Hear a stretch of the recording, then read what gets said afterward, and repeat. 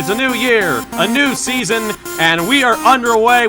Really dominating fashion here today is going to win. 2, 3, 4 for the final time. Win number 1 on the season, only just barely. He is going to win here at the Nazareth Speedway. Wins the Emerson Electric 100K. Gonna be Igor Barretto's gonna eke it out. Cup Series champion is Shane Lake in the number 15. Welcome to the NOFSRL.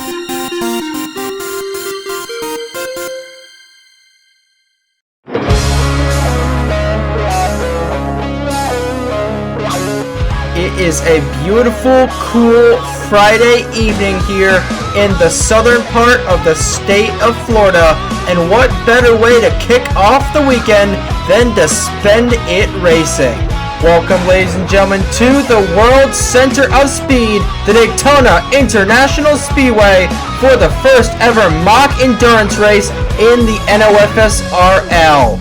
We are here at the World Center of Speed, the Daytona International Speedway, for the second ever 2.4 Hours of Daytona, this time brought to you by Racing's North Turn Beach Bar and Grill. This event has been dormant since 2018, I believe, but now we are bringing it back for the 2021 season. 42 cars get ready to do battle here at the road course layout of Daytona.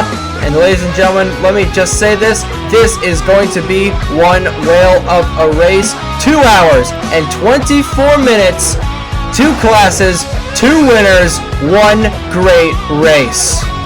And once again, good evening, ladies and gentlemen. My name is Trey Wright, and I will have the lead call for this race. A 2.4 hour race here at the World Center of Speed. Joined alongside me is the man who ran the last 2.4 hours of Daytona, my good friend Alex Graham, aka Napa Fan. Alex, we are getting set for one heck of a race tonight. It's going to be roughly 89 laps around this long road course. What do you think is going to happen here, and who do you think is going to come out on top in each of the 2 classes? Oh boy, that's a lot to go over. Well, first of all, hopefully we can actually run the whole thing tonight without the game crashing on us. That's what happened last time I tried to run this thing 3 years ago, back in the NRL away. But it's gonna come down. Pit strategy is gonna be a huge factor in this race because it is such a long race here. And if you got to hit your marks on the pit lane, you got to know when to take your tires and when to get the advantage of everybody else in terms of that. You got to make sure you don't run out of fuel at any point in time. You got to measure your fuel window. So Pit road's going to become a lot more of a factor in this race than a lot of other races in the NOFSRL. But how about, this is a great event to kind of, open up the season. NOFSRL, obviously we've had a few leagues already start so far this year, but, it's definitely starting to pick up here soon. I mean, next week we got ourselves the NOFSRL Cup Series and Turkey Hill National Series beginning. Your stuff's going to be beginning soon, so great to have this event to kind of open up the season here for the NOFSRL in 2021. But a lot of great drivers in this race, too, especially in the GTLM class. I'll start with my picks in GTD, though. And 2 guys in particular who really strike out are Brad Stover in the 60 and Colton Yo in the 71. Those 2 guys, the most experienced drivers in that GTD class. I'm not going to say which one I think is going to get the advantage over the other, but I have a feeling one of those 2 drivers is going to get the race victory in that class. But at GTLM, it really is anybody's game. And when we got guys like Eric Monaco, Trey Smith, Turkey Hill Series champion, Ethan Lewis, Matt Tuck is here, Zachary Fitzwater, Ryan Durrani, Owen Miles, just named through, Chase Harris, 5-time winner in the IndyCar Series. I can't pick between any of those guys, but Fitzwater in the number 59 is starting on the pole, I do believe. So I'm going to say he's got the best advantage of all those guys. But it is a long race here tonight, and it's anybody's game here in these 2.4 hours of Daytona here on this Friday night in January. Definitely is going to be quite a battle of titans in this race, especially since we have a rookie driver named Titan that's starting shotgun on the field in the last row for the GT Daytona class. But like you said, this field is just stocked full of brimming talent and seasoned veterans, especially that man starting in the pole position, Zachary Fitzwater, the man, the myth, the legend himself, the legend himself, I should say. Excuse me. It's late after a long week. I apologize for my stumbling. But Zachary Fitzwater, the man, the myth, the legend himself, going to be starting on the pole here. Alongside him is the number 6 of Nelson Reeves. But you hit it right on the money with pit stops, Alex. Pit window is going to be roughly 20 to 25 laps. Could see some drivers doing strategy with undercuts and overcuts, or just hitting it right on their numbers, but definitely is going to be an exciting race. Going to get the cars rolling off here in just 1 second. On the pole position for GTLM, Zachary Fitzwater and Nelson Reeves. Row 2, we have a rookie in Colin Bear on the number 49, and the 06 of Mike Manford. As you see, the starting lineups for everyone going to be on the bottom of your screen. Row number 3 is Will Parrish in the 145 of Carter Joey in that A&W car. Row 4, Daniel Bouchard in the number 36. Look out for him today. He should be strong. Alongside him is the number 78 of Riley Sampson. Row 5, your development driver and Benny Watson starts alongside Owen Miles in the 64. Those are the top 10 starters for GTLM. Let's get over to GT Daytona, so then we can make some official picks. There in GT Daytona, that is the correct row. Beverly Creed, a rookie in the number 016, starts alongside Mike Vincent Jr. in the 043. Row 2, Brad Stover, definitely a guy to watch out for in GT Daytona. Starting alongside him is another rookie in Colby Harris. Daisy Johnson and Caleb Rose start. Actually, no, that is Colby Harris in the number 98. Daisy Johnson and Caleb Rose starting the row behind that. That is actually Daisy Johnson right there. No, that is Roy Ribbleton starting in there. I apologize, ladies and gentlemen. Colton Yo and Andrew Williams, Juan Rodriguez, Brendan Yodel, and Stefan Alexander round out your top 10 starters for GT Daytona. We'll try and make sure to mention everybody else's name on the list tonight, but this is definitely going to be a long race, an endurance race of 2.4 hours. That is 2 hours and 24 minutes long. Expect about 3 to 4 pit stops in this race, and it is definitely a race of attrition. We could see mechanical problems, and we can definitely see a lot of crashes at this very technical road course. Alex, who is your official pick to win in each class? So my official pick here in GTLM, even though Fitzwater does have the advantage, I just don't know if he's going to be able to pull it off from the pole position, because it is a long race, so a lot can happen between now and the finish. It's anybody's game. I'm going to go ahead and say Eric Monaco gets it done in GTLM. Number 3 Machine Monaco, a very solid driver, and he's got a decent starting position there on the inside lane. And in GTD, Brad Stover has a great starting position, one of the most solid drivers in this field. I say Stover goes to victory lane in GT Daytona. Definitely very solid picks. 2 seasoned drivers, especially in the NOFSRL Cup Series, and we all know what Eric Monaco did, completely torching the Hers Dash Series late in the middle stages of last season. But Nelson Reeves and Zachary Fitzwater gonna lead them down. This is the old version, the good version of the Daytona Road Course, so no weak little chicane here on the front straightaway. So as these cars are going down the front straightaway, they are going to be lightning fast. Pace car pulls down the pit lane. Fitzwater and Reeves lead them down 2.4 hours. The clock starts now.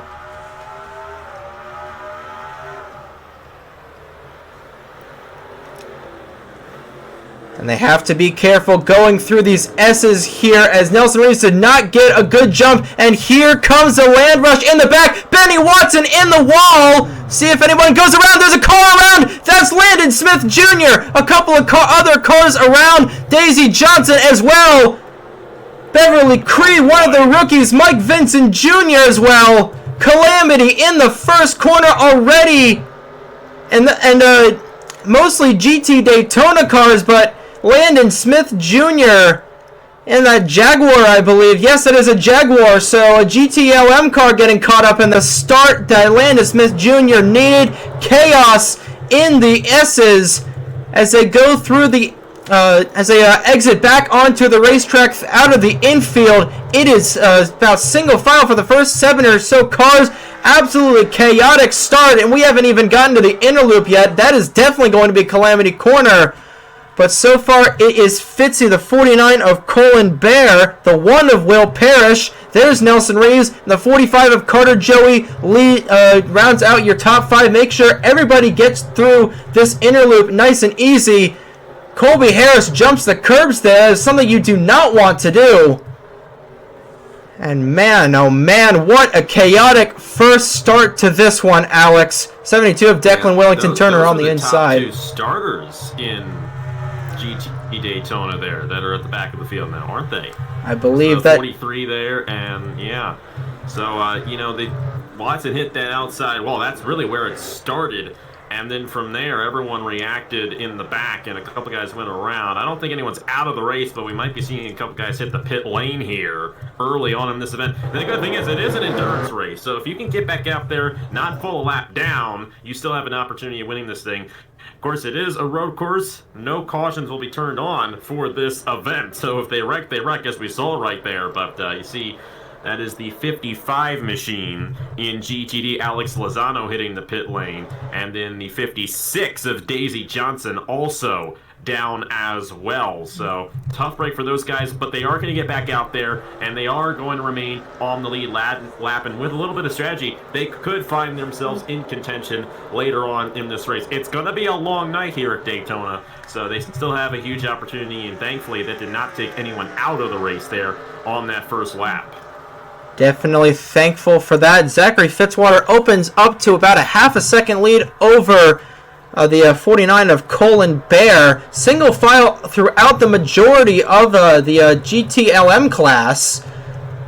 Pretty much, throughout the entire GTLM class and pretty much throughout the entire GT Daytona class. This is a very long race, only just over 4 minutes into the race, so we've got 2 hours and 20 more minutes of this race left in store for everybody. It looks like Josh Williamson in the... Yeah, Josh Williamson going to dive underneath Alex Lozano, I believe that is.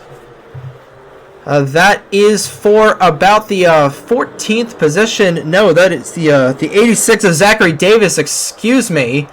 Got a similar liveries, I believe they do. There's your driver, Benny Watson, who kind of instigated that whole calamity in the S's on the first lap. You can see the left-hand mirror definitely torn, a little bent off the car. That could help. That could severely hinder him with his surroundings, especially on the with cars behind him, as Matt Tuck and that 20 hounding the rear bumper of that Corvette. Yeah, the number 4 there didn't get a good jump there, but hey, it wouldn't be fair if I won this race because I'm calling it too. Everyone would think it's rigged. But hey, Fitzwater here is in a good position right now, obviously leading this race. Everyone kind of just getting in stride here because it's an 89 lap event, 2 hours, 24 minutes, so there's a long ways to go in this one. And obviously we saw there on that first lap, you don't want to ruin your race on the first lap of the race. I mean, you can't win the race on the first lap, but you can definitely lose it. And you guys almost lost it right there. But look back in the back of the field. I'm going to double check, make sure no one's officially out of the race from that incident. Check on the leaderboard right there, and we'll see. And thankfully, it seems like everyone is still on the lead lap there. Oh, that got close right there. Oh boy. A lot of good stuff going on through the chicane there in GT Daytona. I feel like the GT Daytona class is going to have a bigger battle because they are the slower class, and they're going to be lapped by these LM machines later on in this event. So it's going to be interesting to see how they fare with their battle for the race lead. But GT Daytona leader right there, I believe, might be the 33 machine. Check in the standings here. No, the 060 of Brad Stover. No surprise. Yeah, no surprise there. Brad Stover, your pick to win GT Daytona, pulling out early in that a very patriotic-looking number 60 Dodge Viper, and that was 71. The 071 of Colton Yo. Checking my list here to see. Yeah, that was the 071 of Colton Yo that got loose with Colby Harris in the chicane. That chicane area and the S's are definitely going to be the trouble spots for these drivers. But since then, nobody has gone around, or I'm not sure if anybody hasn't hit the wall hasn't hit the wall yet or not. But Zachary Fitzwater has led all 4 laps so far. As trying to see, we got just under 200, just under 2 hours and 18 minutes left, as you can see right there where the lap count is supposed to be. We got 2 hours and just under 18 minutes left in this endurance race. A lot can still happen in that time. And definitely a very, very wild start. Your class leaders so far have been Zachary Fitzwater and Brad Stover. Like we've mentioned several different times in the broadcast already, two very distinguished drivers in the NR 2003 offline, especially in the NOFSRL. I know Fitzy, he did get 2 wins last year in the Mission Barbecue Cup Series, and definitely the road courses are his strength. He is Australian, so taking after the great Marcus Ambrose in that category. But Colin Bear, highest running rookie so far in GTLM and just in the field in general, he is not letting Fitzwater out of his sight, and neither is Will Parrish. And Nelson Reese, who started on the outside pole, has drifted back to 4th. Did not get a good start, I should say, on that outside as he and Carter Joey cut that interloop area right there. Not the interloop area, just cut that little carousel right there. Probably should have seen what all these corners are named, because I know there's an international corner somewhere in the racetrack. But yeah, I think that right there, as far as I know, is the international horseshoe. I don't think it's the first one. I think it's the second one. Anyway, we could be wrong. Rolex 24 coming tomorrow, guys. Definitely looking forward to the real life one. Get some real racing back on. 50 cars in that one, so definitely excited to see the bigger field in the real life one. But we got a good one here. We're just getting started here tonight. And we got a battle in there in GT Daytona. They're side by side entering the chicane back in that class. Watch Declan Wellington turn. Oh, he gets him to Caleb Rose! Wellington Turner just kamikaze the 099. That was not smart. No, that's a tough place to go double wide. That's just all there is to it. And, a lot of the times they can get through it, but the 72 there, he's had a lot of issues in this race. I think he was caught up in that first accident, and Declan Wellington Turner, who's going to be making his debut on Appafin in the Turkey Hill National Series this year. Definitely looking forward to seeing what he can do over there. Not looking too good for him here tonight in this race, unfortunately. Definitely is not, and we are going to have commercial breaks during this after each hour has been completed. So after each hour, we'll go over the highlights of that segment, and that'll definitely be on there. But not a smart move to try and bomb it to the inside for Declan Wellington Turner, and Caleb Rose just unfortunately taken out in that incident in that Paul Menard-esque 099 car. Very, very unfortunate for Caleb Rose and Declan Wellington Turner. I mean, he is a rookie to this event. In fact, a lot of guys are a rookie to this event. So, I mean, it is early on. Neither of those cars, I should say, look too damaged. I think Caleb Rose, a little bit of wing damage there, but none of those guys look too damaged. So they might be in contention as this race comes down. 2 hours and 14 minutes left in the race, and we are just getting started here. So there is a tire tracks in that carousel, or the inner loop, or the bus stop, whatever you want to call it. It's definitely, I think this for this race, its nickname is going to be Calamity Corner.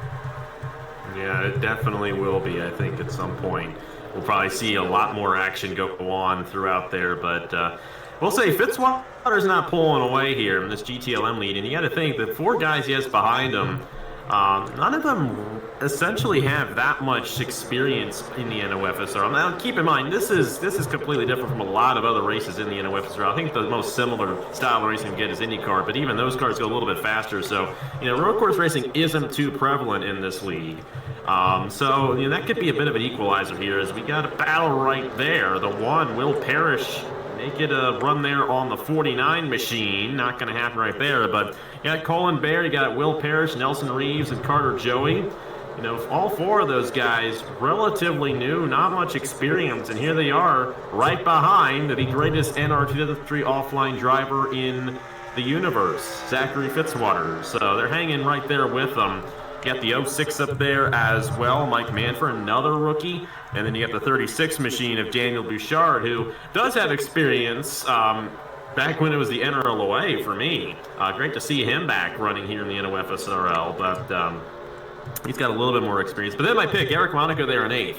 Watch out for Monaco. He's a very, very solid driver, and he may have a shot at this one later on down the road. It's still early on. We haven't yet to see a cycle of pit stops in this race. Not entirely sure what the fuel window is for these guys, what the tire wear is going to be, but that will definitely come into play, and you cannot give it the fifth bar, especially considering that he is not pulled away from that 49 machine. Definitely. I believe the fuel window should be 20 to 25 laps. I think we said that in the pre-race show. So definitely should be very interesting to see.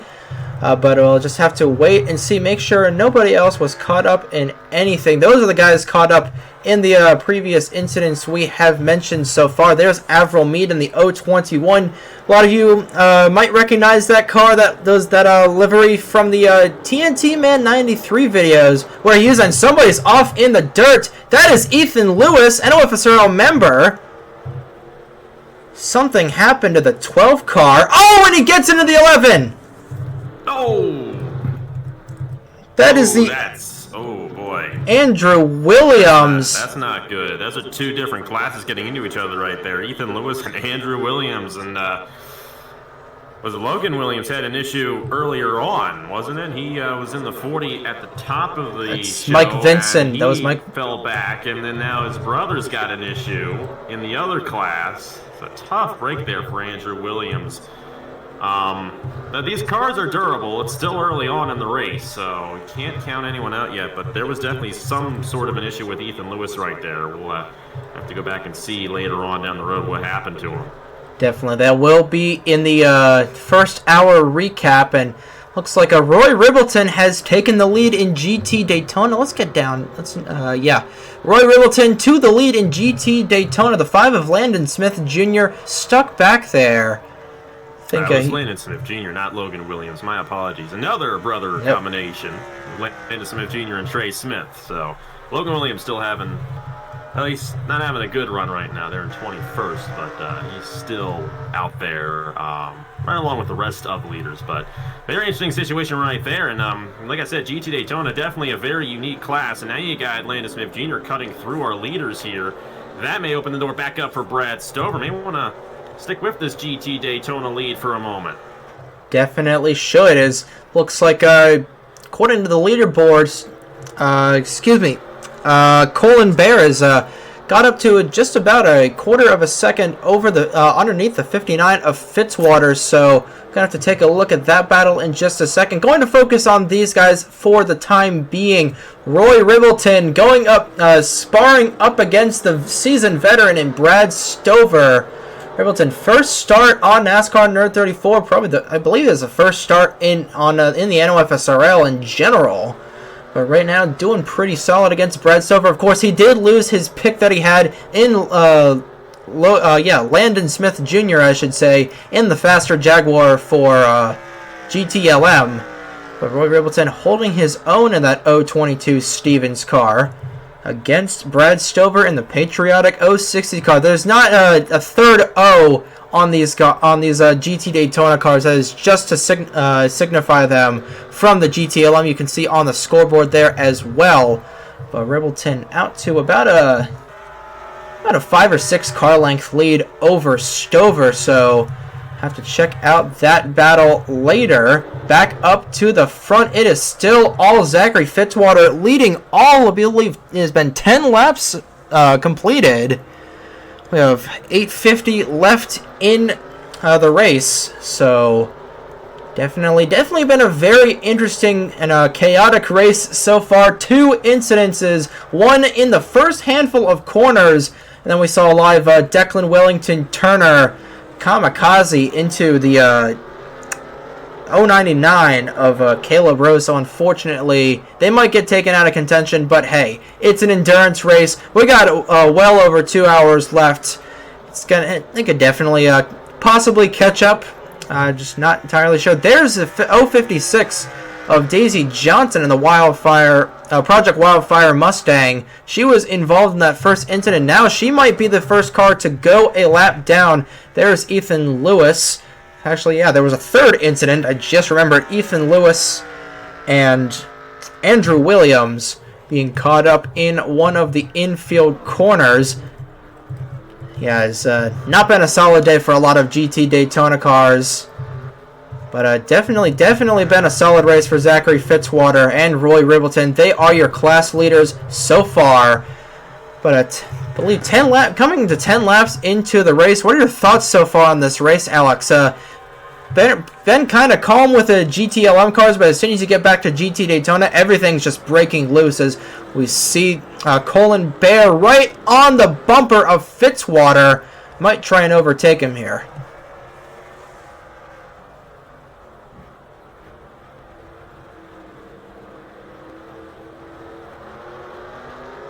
Okay, we may have lost Alex there for a second, just having some technical difficulties. But still, Zachary Fitzwater and Colin Bear vying for the top spot. Quickly closing in on the 056 of Daisy Johnson. Probably going to be the first car to go a lap down. Looking in through the rest of the field. Everybody is still straight, leading up to Zachary Fitzwater. This could get interesting through the S's, or not through the S's, excuse me, through the infield, through the bus stop chicane. There's so many different things here. I'm sorry.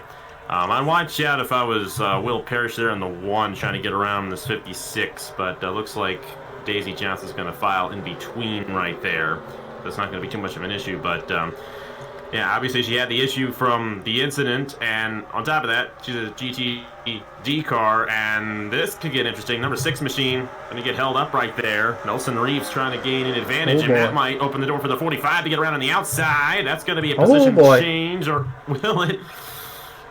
They're jamming up here. Daisy Johnson's not going to be these folks' friends here in this race, no doubt about it. But look at this. Going into turn 1, and we got 5 cars under a blanket right there, and GTLM 3 wide. Oh boy, that's going to get tight there. Carter Joey and Nelson Reeves going over the corners, and look at that. Daniel Bouchard just picked up about 4 or 5 positions over these guys. Reeves is going to try and fight him back for that position, but Daniel Bouchard, definitely one of the most seasoned veterans in this field. I'd definitely look out for him if I was the rest of this field.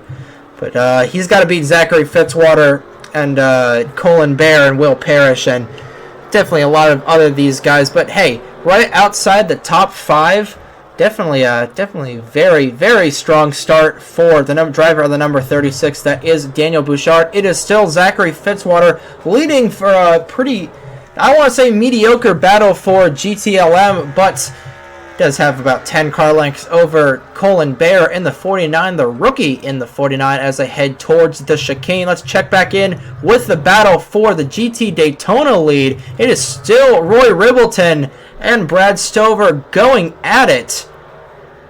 There's about a 4 car length lead between these two guys, no doubt about it. And Ribbleton's not been able to pull away from Stover. Of course, Ribbleton took it away from Stover. We missed that when it happened live, but I'd watch out for Stover to possibly take this back away, because he has not fallen off there. Third place, there's a 66 machine. That's Brandon Yodel. Ran last season in the Mission Barbecue Cup Series, so he's got some experience in the NOFSRL. Behind him, the 88 of Chris Reynolds. And looking forward to seeing what he can do. I think he's going to be coming on board with a lot of things here in the NOFSRL sometime soon. And then Stefan Alexander rounding out the top 5 in GTD, and got some smoke there in turn 4, so something may have happened. Someone went around. I think it might have been Logan Williams.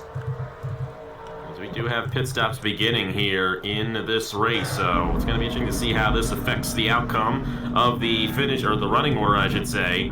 But it looks like they are beginning to service their cars here in this 2.4 hour race. Yeah, that is the 78. I believe that is the, I'm not sure if that's the 078 or the 78. Take a look and see that. Yeah, that is a Corvette, so that is the 78. Trying to look on my driver's sheet. Of Riley Sampson, and then the 10 machine, I believe, there of... There is no 10 10. So I think that was the 40. That was the 40 of Logan Williams. Yeah, so that would have been Logan Williams, who also came down. So they're the first drivers to come down in GTLM. They were the only two to come down right there. So we'll have to see if they end up gaining any sort of advantage on the rest of the field, getting those fresher tires a little bit early on. So this should be interesting. See how this all plays out here. Definitely, and once again, we missed a pass for a class lead. Brad Stover has gotten right back around Roy Ribbleton for the GT Daytona lead. We'll have to go and see what happened. I believe that was the 13th lap of the race. So that incident happened. Looked like just spin off of turn 4. That will be gone over in the first hour recap. But back to the GTLM lead. It has still all been Zachary Fitzwater, but now pit stops are beginning, so I think the window might be a little bit bigger than we thought it was. I don't know, we're kind of just going off the seat of our pants, but we're kind of going off the seat of, flying by the seat of our pants here, but that's how we do stuff on NASCAR Nerd 34. Hopefully there won't be... We're just a bunch of knuckleheads over here, so we don't know what we're doing. But I will say, I think this will turn out to be the kind of thing, because, the first cycle, obviously it's already... a very wide cycle, and this is a pretty large racetrack. The longer this race goes, the longer that cycle is going to be, and eventually you're going to have people merging all across the board in terms of when they come down the pit lane. So it's going to be interesting to see how that affects everyone, but I have to see Fitzwater, Colin Bear here, top two drivers, see if either of them come down here in GTLM lap 14 next time around when we get to the pit road, I should say. Should be interesting to see if they do come down here and if that begins the cycle. And of course, with those first two guys who came down, Logan Williams, I should say, and then the number 78 of Riley Sampson, those two guys will have to see where they merge out in relation to everybody else once it's all said and done. Yeah, I'm not sure if they were just doing an extreme undercut there or they were involved in that spin-off of turn 4. I think it probably might be the latter. But we'll just have to wait and see. And now, officially, the other Williams brother has been involved in an incident. We saw Andrew Williams get kamikaze there by Ethan Lewis. And then looks like Logan Williams might have some problems. So problems for the Williams brothers. Unfortunately, nobody has hit the pit lane yet. So just have to wait and see when Fitzwater hits the pit lane. I think then we can finally gauge on when a good window would be, but he has led all 15 laps in this 2.4 hour event. So we got just over 2 hours left in this race, so definitely going to be very, very interesting here at the Daytona International Speedway, the road course edition of DIS. Definitely been a very interesting race if you're just tuning in now. Zachary Fitzwater has led all 15 laps for the GTLM class. It has been Colin Bear and Will Parrish rounding out your podium for GTLM. We're going back to GT Daytona if we can find them. It is Brad Stover, Roy, the rookie up front. These guys have swapped a couple times here tonight, so it's gonna be interesting in GT Daytona, especially. This could come down between Stover and Ribbleton for the race victory. But Stover, like we've said, has that experience. He's run in the GT Championship before, as far as I know, which was the old GT Championship we had over on my channel a few years ago. And he's got a bit of an experience in a sports car, I do believe. So watch out for Stover. He may have a good opportunity at winning this race in the Daytona class. Definitely. And then Brandon Yodel rounds out your podium positions for GT Daytona. 16 laps have been completed. Not a specific amount to complete. Just got to get 2 hours and 24 minutes in, and then one extra lap, like they do in IMSA, just like in real life. But Fitzwater has been dominating this GTLM class so far. But so have Colin Bear and Will Parrish. Just have to see if they can keep everything together at the end. And then Mike Manfur, another rookie, the second highest running rookie here in the GTLM class, running P4 right now. Then rounding out your top 5 is the number 36 of Daniel Bouchard. I think he started in 9th, so it's gained 4 positions. A pretty good start of the race for this endurance race for Bouchard, but we still got a long way to go, and it looks like, not sure if the 11 of Andrew Williams was just slow. I think those guys have damage from their previous incidences, so just have to wait and see. And once again, we will be reviewing them at the 1 hour mark, at the 1 hour segment recap. So after 1 hour has been completed, we're going to do a little bit of a commercial break, and then when we come back, we'll do an hour recap, the first hour recap, I should say. Then we'll get back to the action here as soon as possible. And now we might have a battle brewing for second place in GTLM. Parrish to the inside of Colin Bear through the S's. Gonna hop over the curbs there just a little bit. So is Mike Manfer. He got it. How about that? But he lost a lot of momentum, and the 49 stayed behind him, and now Manford, they are going to try for third and maybe even second, and that's exactly what Fitzwater wants to see, because those three guys are going to slow each other down, battling for that position right there. Going to be a tight one here. I think Manford might have an advantage on Bear there for third as they enter the International Horseshoe, but Bear on the outside of Parrish, not going to quite get it yet. He may have the inside heading out of the infield, and it looks like he will.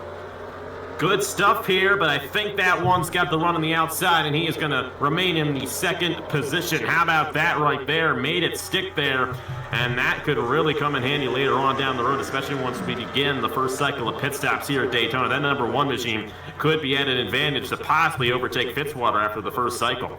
Definitely is, and the battle, as soon as it began, is pretty much over. At least they're not as much as a blanket, as Parrish got some massive air right there off the corners. Hit the turtles there on the exit. Put that on a postcard right there, ladies and gentlemen. But absolutely insane stuff here. But that's exactly what Zachary Fitzwater wanted to see out of his rear view mirror. See what the intervals here at the stripe. There's Fitzwater, there's Parrish. It was about 0.3 of a second last time. I expect that, yeah, that is jacked up a ton. 1.18 seconds over Parrish in the 1. Go back in here to your GT Daytona lead. There's Ribbleton and there's Stover. Stover still back out front over Ribbleton, but these guys have been swapping the lead like stockbrokers trading stocks on the floor of the NYSE. As Ribbleton's going to get... like using that reference, don't you? It's a Paul Foddy reference. It seems like every race we do, you mention the stock market. That's a reference that Paul Foddy made in an old video about 3 years ago. As Ribbleton's going to try and cut the inside there of Stover. And that's exactly what this 066 of Yodel wants to see out of these guys, as Ribbleton is right on the bumper of Stover going through that corner. As you can see the gap between Fitzwater and Parrish there on the top of your screen for a split second. But it is still Stover, Ribbleton, and Yodel behind them in the 088. Trying to... Ribbleton's coming right there. He's right on the bumper. It's possible that if he can get a run entering the chicane, he may be able to do something there. But I think the best place to get a run is when you get a bit of a pull from the car ahead of you through 3 and 4 for NASCAR turns 3 and 4, and then through the tri-oval there entering turn 1. I think that's what we saw there with Will Parrish getting around Colin Bear, and we may see it with these two guys because they are pretty close to each other, the closest I've seen them. As we still got a battle on there for second between Parrish and Bear. That number 49 did not let go of that number 1 machine, but Parrish closed back in on Fitzwater. As these guys, they're closing in on some guys in the back of the field now, and that could definitely shake up the field in GTLM. Yeah, Daisy Johnson currently 42nd, just flat out not having a good day in that Project Wildfire 056 Mustang, but this is just a one-time event, so no points are on the line, just having a grand old time here at the Daytona Road Course. But Parrish really catching up to that 59 of Fitzy.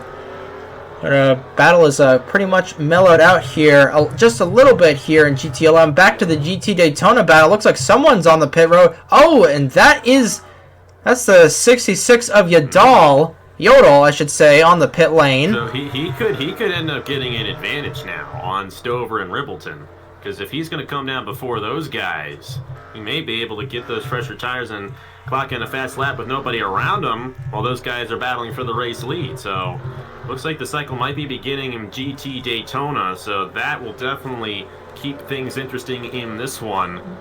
Imagine that GT Le Mans is going to be coming down here soon as well. If that's the case, I'd imagine these guys have similar fuel cells, so let's see how it all goes down. I believe they should, and let's just see. Fitzy is going to stay out for that. Oh, that got close right there! Oh, man! Oh, boy! Colin Bear nearly got dumped. I don't know if he was trying to come down the pit lane or not, but he was running second a majority of this one. He looks like he may lose another position right there. That 06 is really, really intense right now. These rookies are all intense battling for these positions here at Daytona. They all want to get a taste of the action here in the NOFSRL. Fitzwaters goes back in on Daisy Johnson through the infield. Now this could really get interesting off the corner. That may hold up Fitzwater a little bit and may bring Parrish into this race lead. Yeah, and he is simply just trying to get around Daisy Johnson, runs her off the road there just a little bit, but Johnson's going to fight back. She does not want to go 2 laps down. That is exactly what Parrish wants to see out of his visor. Fitzwater getting held up by a lap car. He's going to try and get the inside. The thing is, Daisy Johnson's not racing Fitzwater at all. She's not racing that 59 at all in this race, and I find it a little interesting that she's battling with them right there.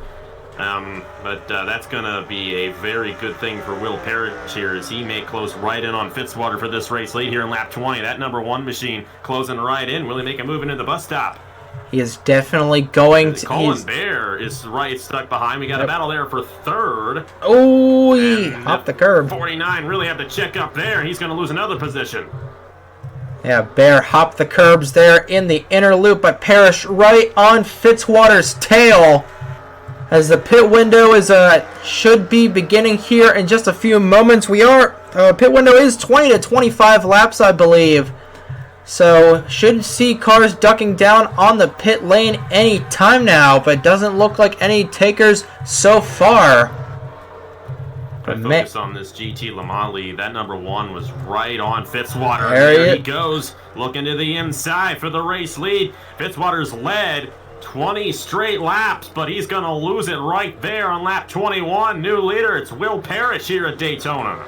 Indeed, car number 1 is in position number 1. Our first lead change in GTLM. Will Parrish in the number 1 Budweiser car goes to the point right before pit stops. And that could definitely shake things up on the pit road. Mike Manfor, your final podium position for GTLM.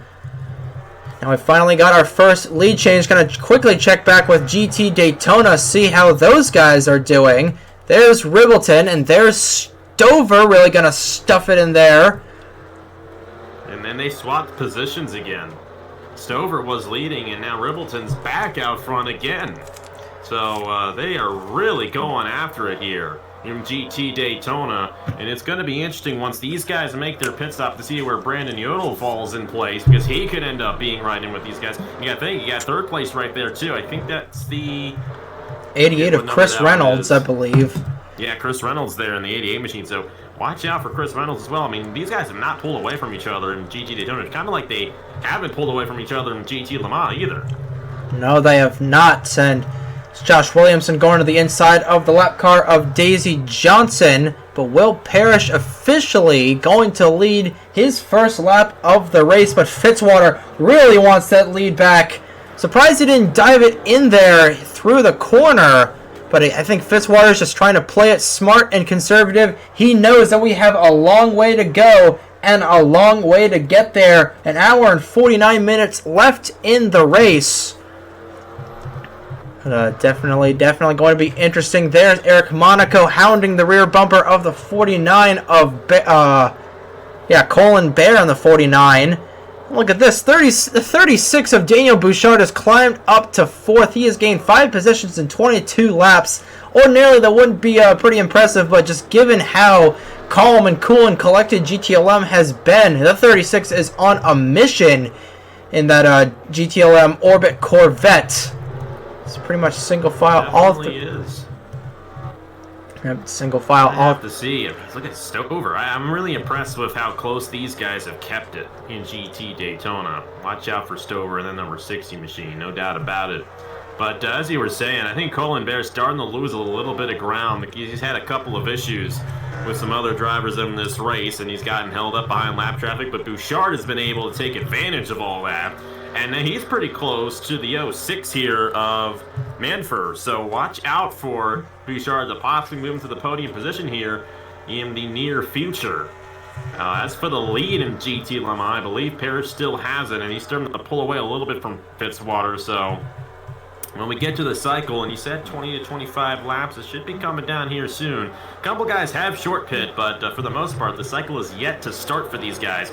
But if Parrish is going to be out front, which he's going to have to deal with a lap car in GTD right here, so we'll have to see if he does remain out front once the cycle begins.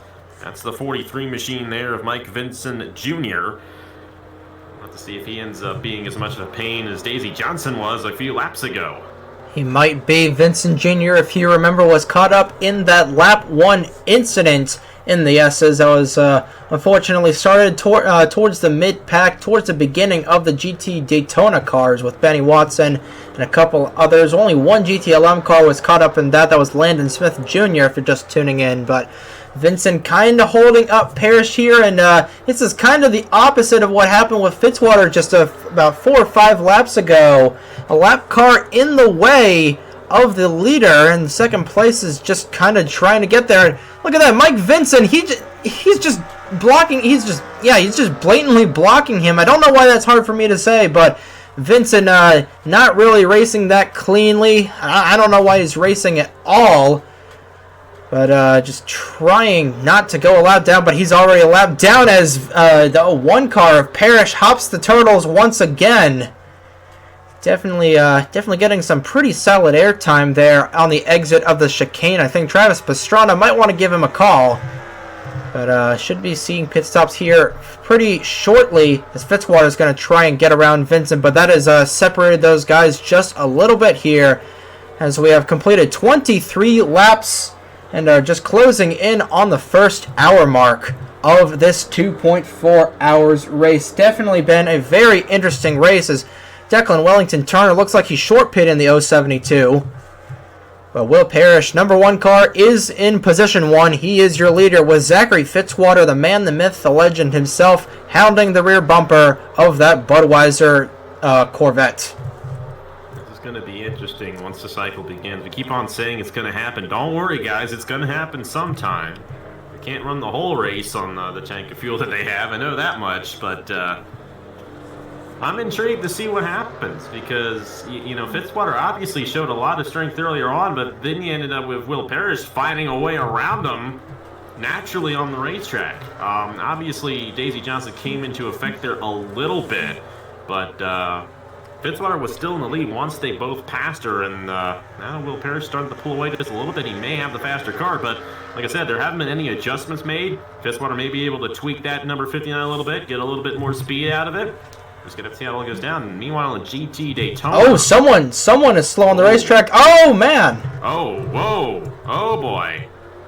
That right there is interesting. 55 machine in GT Daytona. Alex Lozano with an issue, and the Le Mans guys had to avoid. I'd go back and see what's going on between Lozano and Fitzy. Fitzwater closed in, but they remain in their respective positions.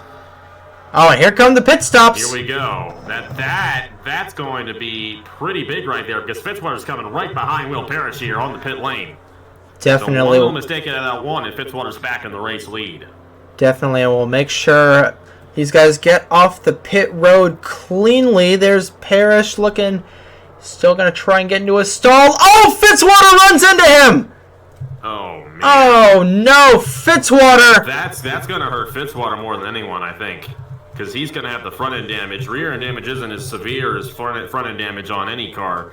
And that is definitely going to play a factor into how well Fitzwater can hold on to this race lead here. But got to take the 4 tires and fuel here on the pit lane. We'll see where Will Parrish comes out. They may both end up with damage here. Fitzwater may get out ahead. Parrish is still on the pit lane.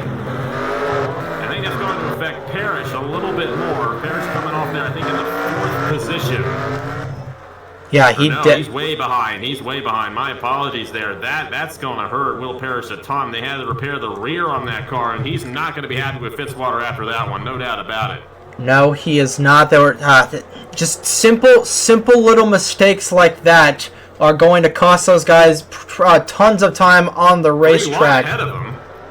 Yeah, man, those guys ahead of them. That was, I believe that's the 088. Yeah, no, that's the 060. Smith in there in the middle of a. I think those are all. That may be a GTD. No, they're all GTLM guys right there. Yep, those are all Corvettes. It's Ryan Durrani in the 62. Excuse me. But man, oh man, drama on the pit lane. 40 minutes into this race. They're closer now than they were before they came down the pit lane in this class. Go figure. Yeah, definitely going to condense the field a ton. And new leaders, your guy to pick this to win. Your pick to win this race. Number 3 of Eric Monaco, who's now coming down the pit lane, going to watch this Ace Puma Jaguar. Number 3 Ace Jaguar. See how he fares on the pit lane. But man, oh man, I don't know. Aerodynamically, I think Fitzwater is definitely going to be hindered by that. Yeah, I check back in with Fitzwater here and see how he's holding off to this race lead. Yeah, there you go for the lead, and these guys are going to get advantage on Eric Monaco. That's the 20 machine of Matt Tuck, I believe, going for the race lead, and yes, he is. I don't know where he came from, but Monaco may be able to beat these guys out right here, but that cycle flipped so much around. The 06, I think, is actually ahead right now. No, I think Bouchard is the leader. Bouchard took it away. Bouchard was ahead of those guys the whole time. So Daniel Bouchard now out front. Matt Tuck's going to be 5th. Fitzwater's going to fall back to 6th. Fitzwater was never in the lead after that cycle. And obviously, I think the damage that he accumulated there, they had to stay on the pit lane a little bit longer than a lot of these other guys. That's going to affect them. So Fitzwater's down to 6th. Bouchard is leading now in the 36. And second place is Colin Bear in the 45, who we saw had, or 49, I should say, who had a bunch of issues earlier on. Then you have Mike Manfer in 3rd. Eric Monaco is going to be 4th, and then Matt Tuck's going to be 5th. I'd watch out for Monaco and Tuck, and especially Bouchard. Now that Bouchard is leading this race, he had a very solid first run. I would definitely keep my eyes on that 36 machine as he leads in GT Daytona, or GT Le Mans. And speaking of GT Daytona, we haven't even focused on those guys in a while. See what's going on over there. Rebelson still leads. I don't know if these guys have come down for a cycle yet or not. But not as much action in GT Daytona the past few laps as it has been at GT Le Mans. We're still early on in this race, though. Indeed, an hour and 40 minutes and 19 seconds remaining as somebody's coming off the pit lane. That is the 43 of 043, I should say, of Mike Vincent Jr. coming off the pit lane. Reeves now going around Fitzwater, and I think Fitzwater, that damage is going to affect him. Oh, Reeves on the outside wall. That's going to affect Nelson Reeves a lot. Reeves into the outside wall for the S's. Carter Joey coming in play here. Carter Joey in the 45 Jaguar car behind another Jaguar and a Corvette. Yeah, that front end damage on Zachary Fitzwater definitely going to hurt him. It's just going to hurt him aerodynamically so much as we're not even halfway through this race, so you've really got to feel for Fitzy there. Just a simple mistake on the pit lane, just following way too close behind Will Parrish. And unfortunately, that is probably going to cost him because aerodynamically, I mean, typically with aerodynamics at a road course, not as important. But since we're here at Daytona, which I think three-quarters of this track are three-quarters of this track are on the super speedway. Excuse me. So definitely going to hurt him on the super speedway section. So Fitzwater, sorry, buddy. I know you're pretty angry with an E in that car, but I don't know. I just don't see how he's going to be able to win in that stricken 59 Corvette. But this blows open the door for a couple of these guys. I don't think the 36 Bouchard has come down the pit road yet. Neither has Colin Bear or Mike Manfer, but we could see a 3-car battle for the lead. Those guys have come down because Monaco was leading and he came down the pit lane. So those guys just jumped the rest of the field. I don't remember when they came down, but they were behind Monaco. I do believe. Actually, I don't know. I mean, these guys were up front anyway. They wouldn't be this close to the race to like Fitzwater, Monaco, and those guys if they didn't come down the pit lane. So they definitely have come down at this point. So they're good to go on their cycle. But Fitzwater, you can tell. I think he's just struggling a little bit in that 59 machine. The thing about it though is he's still in this race. Obviously, the car is running. You know, outside of the fact that he's got a bit of damage in the aerodynamic department. We got a battle right there for the 7th position. But other than the fact that he's got a little bit of damage in the air department, that thing is still running all right. He's still in this race. And, you know, it's still a long race. And if a lot of crazy stuff happens later on down the road, he could still be in position to possibly at least get a podium position here at Daytona. Definitely could. And now let's quickly check back in. Actually, no, we're not. We're going to stick here with the GTLM classes. That got sketchy there between 56 of Daisy Johnson and the 36 of Daniel Bouchard, but they're going to all keep their composure. We're going to see how Mike Manfer gets around that 56. He gets around her with ease, so I think that should be the battle there for GTLM. Switch back over to GT Daytona Ribbleton. I think Ribbleton has damage. Oh my goodness, Ribbleton. Oh wow. This will definitely be, that's it for him. Oh man. It'll definitely be something we review here in a few moments. We get the hour break, but that is going to end his chances, no doubt about it. So I'd imagine that's going to put Stover back in the race lead. I believe it does. Heartbreak for the rookie. Oh my goodness, that is just absolutely horrible for Ribbleton. Actually, it says Brendan Udall is your leader for GT. It cycled back to Yodel being the race leader, and Stover is there in second. So I'm wondering if these guys had made their stop, and that may have cycled things out a little bit differently for those guys. But Stover's still in a really good position, not too far off of Yodel right here. And you got the 88 behind him and Chris Reynolds, so watch out for those guys. But Ribbleton effectively out of this race now that he has effectively damaged his race car beyond repair, I would imagine. And I think there might be a cycle going on in GT Daytona right now. I see that. I believe that's the 11 machine coming down of Andrew Williams. Yeah, and Ribbleton just retired. I think that'll be our first DNF, won't it? So let's have to wait and see. Yeah, I believe, nobody is out of this race yet, so Ribbleton, unfortunately, going to be knocked out of contention there. That is just such a tough break for the driver of the 022 car, that Viper. But our first casualty of the race so far, we are just over. We're just have under an hour completed, so we will have a quick commercial break, an hour, first hour recap, and then get you back to the action. It's the 011 of Andrew Williams coming off of the pit lane. Saw him there as Ribbleton was unfortunately taking that car to the garage. But man, oh man, just an absolutely tough break for that team. I don't know. I don't know what to say. I think he might have gotten. It's just the way it is. We move on here at Daytona. Indeed, we do. Back up to the GTLM class cars of 36 of Daniel Bouchard, Colin Bear, and Mike Manfer. A seasoned veteran sparring with two rookies. Don't see that very often here, especially in the NOFSRL, but that's what we've got so far. But I think Bouchard is going to try and take it nice and easy as possible. They're going to catch up on lap traffic here in just a few short moments. Beverly Creed in the 16, I believe that is. Yes, Beverly Creed in the 16. Very, very unfortunate scenes as... Not sure. Oh! And another car... And that's Caleb Rose again! And the 75 of Juan Rodriguez with a ton of front-end damage. What the heck happened? had a lot going on in GT Daytona. They're not going to have anyone left in the race when we're done. At this rate, at least. No, they are closing in on Bouchard here. I'd watch out for him because that 49 has been able to stick right with Bouchard. If Bouchard gets stuck behind the GTD car, especially because now those GTD cars are all over the place. Could be seeing that 49 possibly taking the race lead here soon. Definitely could.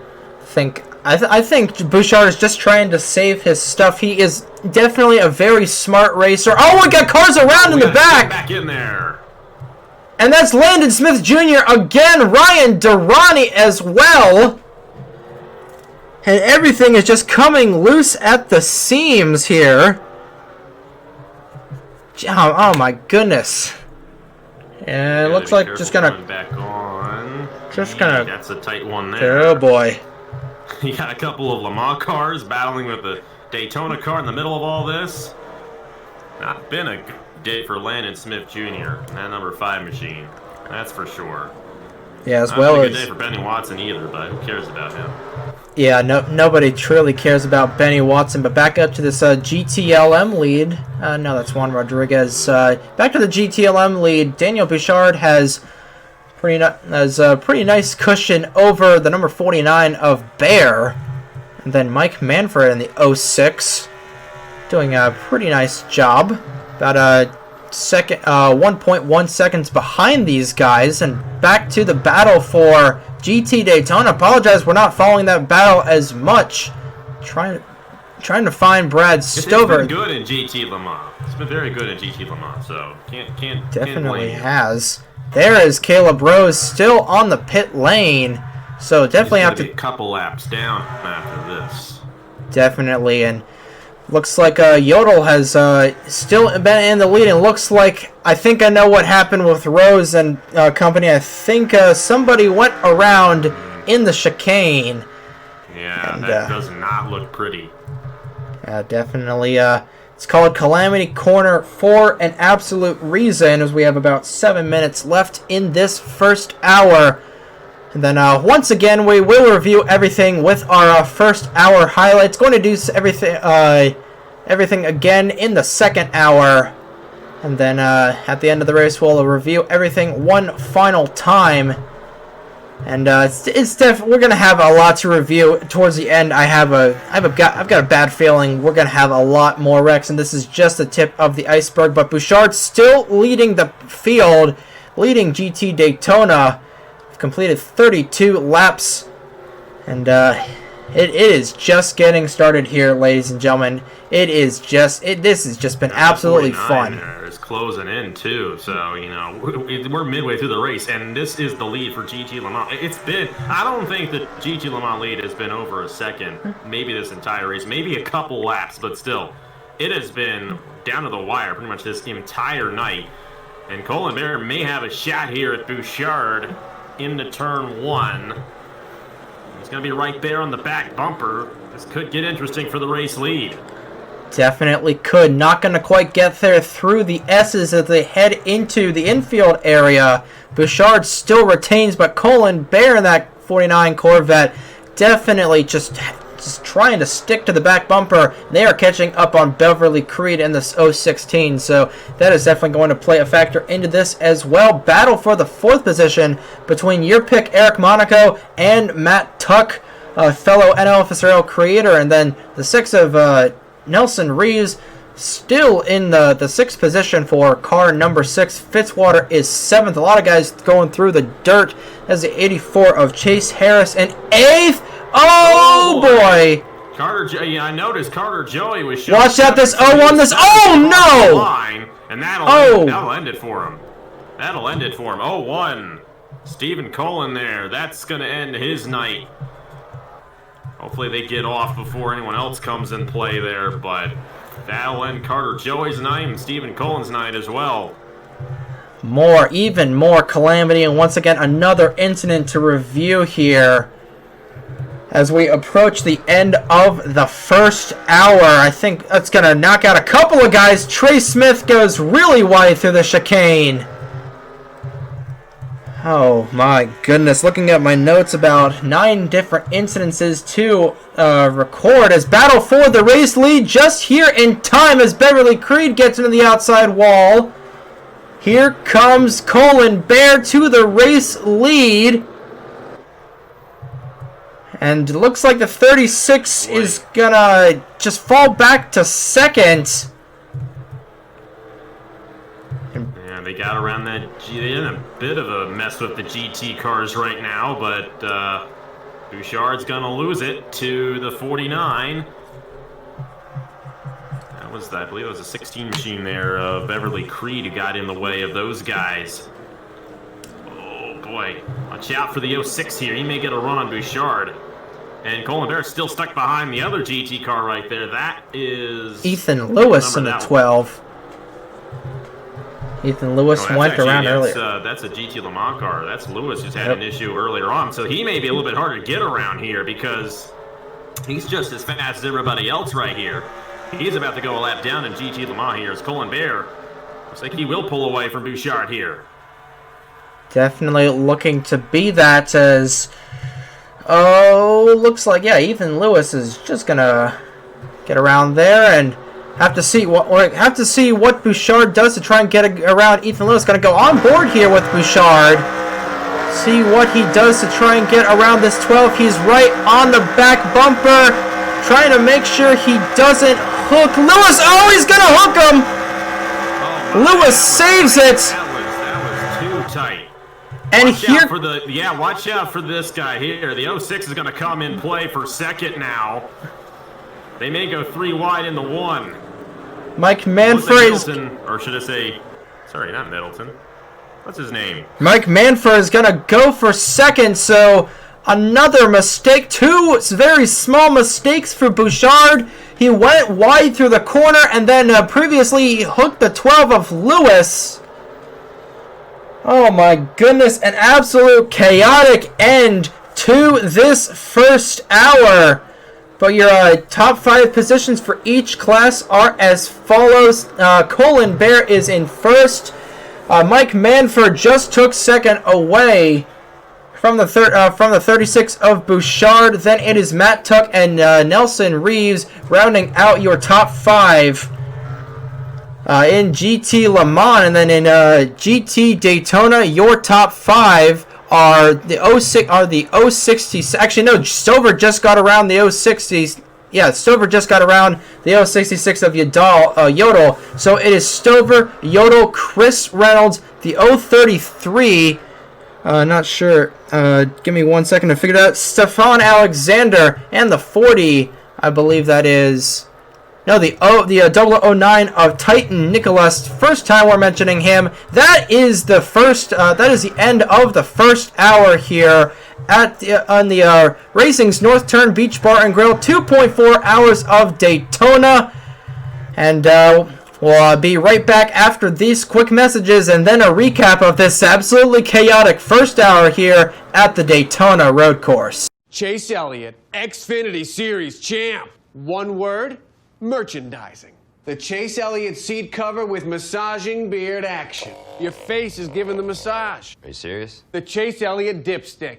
Dip like a pro. You know you're big time when you got your own dipstick. Every time someone opens their car, hey there, maybe check your oil. No. Washer fluid. We've added more blue. There is more blue. Good eye, Dale. What? No. Chase Elliott tire gauge.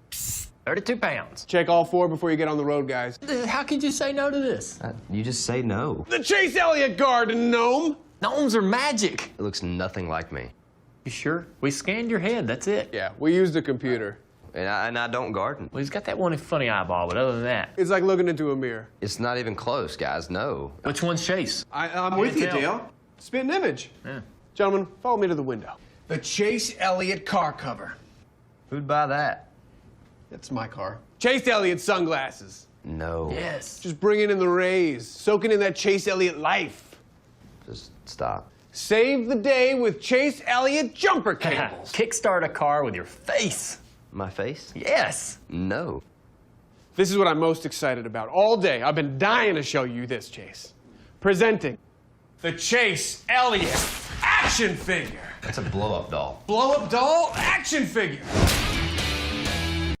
And we welcome you once again to our coverage of the Racing's North Turn Beach Bar and Grill 2.4 Hours of Daytona, and what an absolutely insane first hour we had. Let's begin with the chaotic start we had in GT Daytona in the first set of S's. Landon Smith Jr. is the lone GTLM car caught up in this incident, and is unfortunately going to put him in the back behind a lot of his competitors in the Le Mans classes. You can see him getting turned around there by Mike Benson Jr., Beverly Creed, and Daisy Johnson, and a couple of Mustangs there. Tough break for all those guys. Put them behind early. Calamity Corner has been the unofficial name of the inner loop on the back straightaway. On lap 6 of the event, Declan Wellington Turner blows the bus stop, and unfortunately Caleb Rose's bad luck on NASCAR number 34 continues. He gets taken out in that 099 Menards Mustang. Take a look and see from the rear bumper cam of Declan Wellington Turner's Mustang. And then just a few moments ago, Colton Yo issues in the inner loop and unfortunately gets rear-ended there by the 075 of Juan Rodriguez. Both those cars are still able to continue to take a look and see from the onboard camera from Juan Rodriguez. Nowhere for that 075 Mustang to go. Unfortunately, both those guys are still out on the racetrack, but have a lot of damage. The International Horseshoe of Hardship has been that, and this was the race for the lead for GT Daytona between Roy Ribbleton and Brad Stover. Stover hooks the 022 of Ribbleton and takes Ribbleton out of contention from the onboard view. Just, I think Stover misjudged the corner there, unfortunately, and then you're going to see right into that blue Armco barrier. Unfortunately, kills that Dodge Viper of Ribbleton, and he will be the first casualty of today's race. And then just a few moments ago, Carter Joey getting spun right on the exit. You can see him back into the racetrack. Dust everywhere. Stephen Cullen nowhere to go in that 01 Corvette. Takes both of those guys out of the race. On board with Carter Joey. Just a tap from Luke Revden. Avoided calamity there. And then right here, Stephen Cullen hits him so hard we lose the camera. So that's kind of unfortunate right there for our guys. And then pit road issues for the Lamont GTLM division. Watches Zachary Fitzwater and Will Parrish, who were running 1-2 at the time for GT Le Mans. Fitzwater runs into Parrish, and just a rookie mistake out of the veteran. Take a look on the replay from the onboard, and you can see just Fitzwater throwing up his hands in disgust at himself at just a simple mistake. And just a couple of other on-track highlights. There was an incident on lap 9 where Daisy Johnson got turned by Zachary Davis, Riley Sampson, and Joey Miles, where kind of cosmetically collected. And right here, a nice save out of Colin Bear off the front bumper of the 06 of Mike Manford. They are your current leaders for GTLM, and speaking of which, let's get you back to the action for both GTLM and GT Daytona. We're only an hour in, boys. Welcome back to the racing action here at the Daytona International Speedway in Daytona Beach, Florida. Trey Ray alongside Alexander Graham, or otherwise known as Napa Fan. Colin Bear continues to lead here. So we completed 36 laps and just under an hour. Yeah, just over an hour into this race. If you're just tuning in, definitely been a very chaotic first hour here in the Racing's North Turn Beach Bar and Grill 2.4 Hours of Daytona. Mike Manford has gotten around the number 36 of Daniel Bouchard, excuse me. That is a podium for GTLM. GT Daytona has been an absolutely other story. Trying to locate him on the racetrack. There he is. Brad Stover in the 060 car. He took out the 022 of Roy Ribbleton going in through the International Horseshoe. So, hey, I guess do whatever you've got to do, but very, very unfortunate for Roy Ribbleton there. I would say so myself, Alex.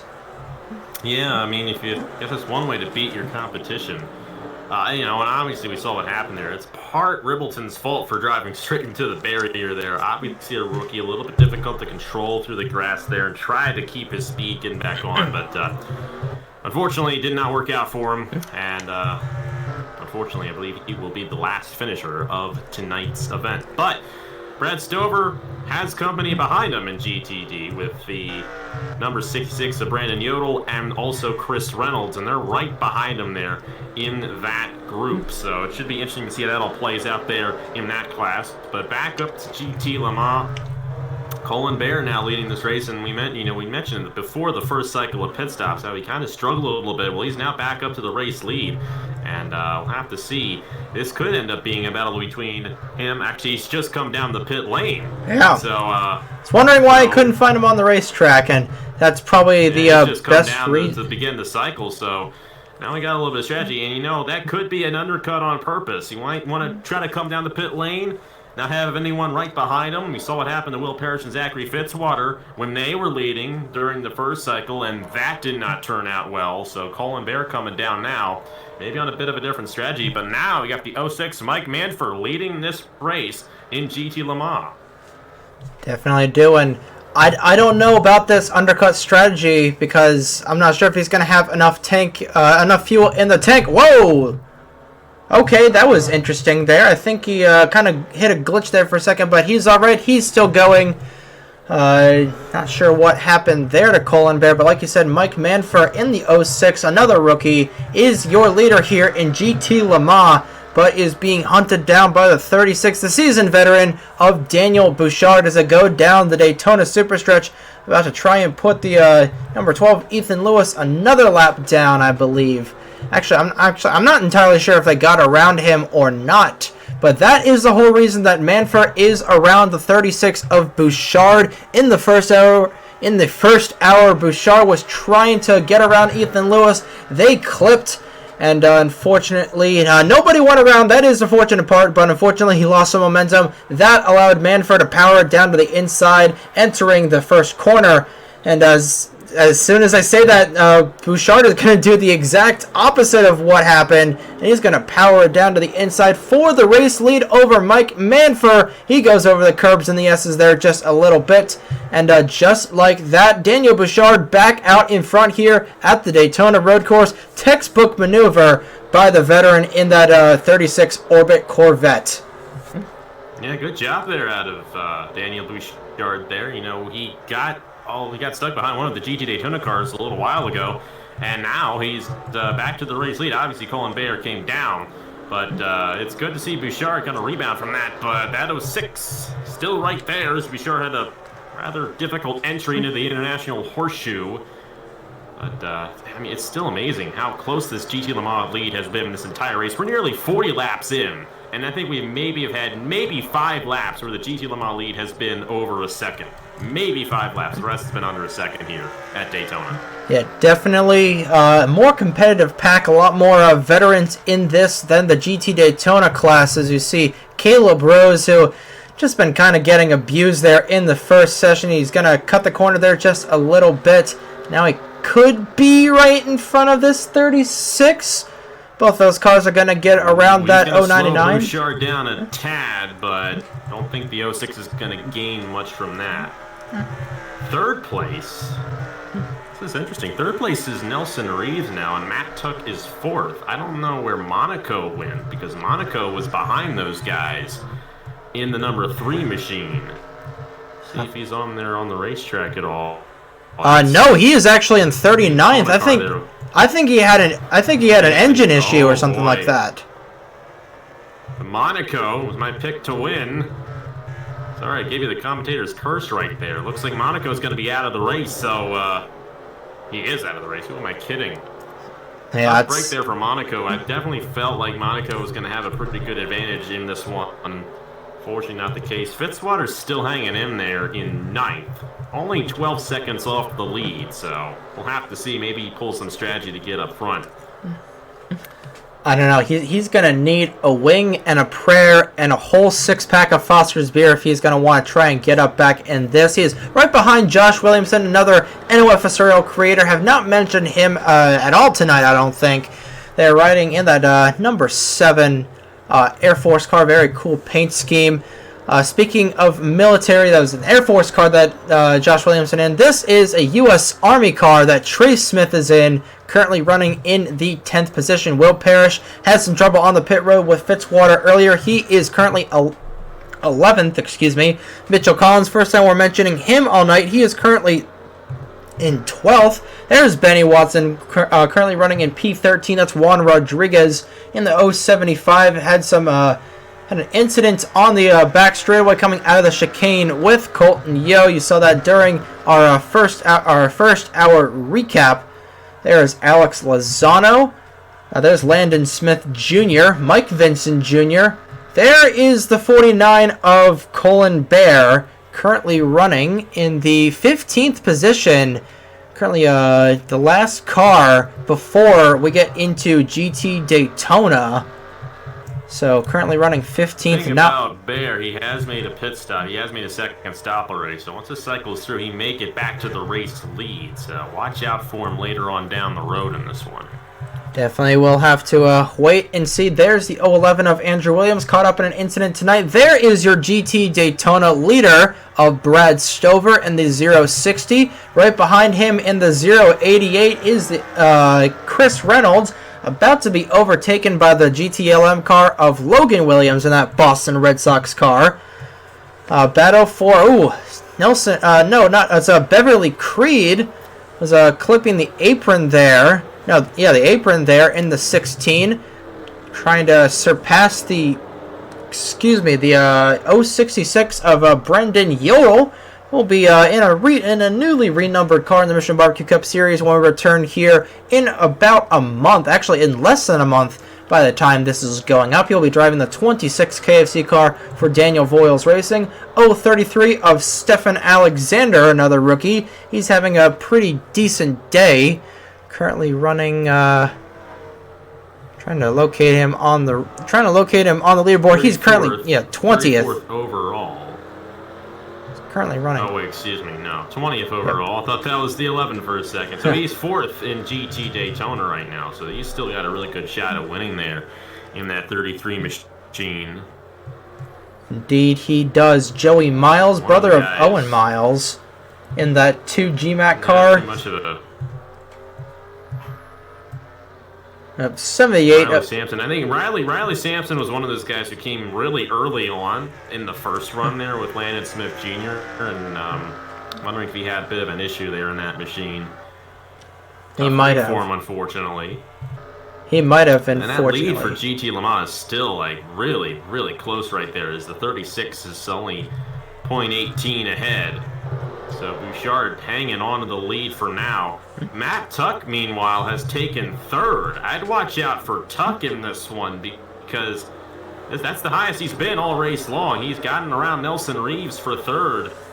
And, knock on wood, he's not had a lot of good runs as a driver in the NOFSRL, but oh boy. Oh, he's gonna hook Colton Yo! You had to curse someone else, didn't you?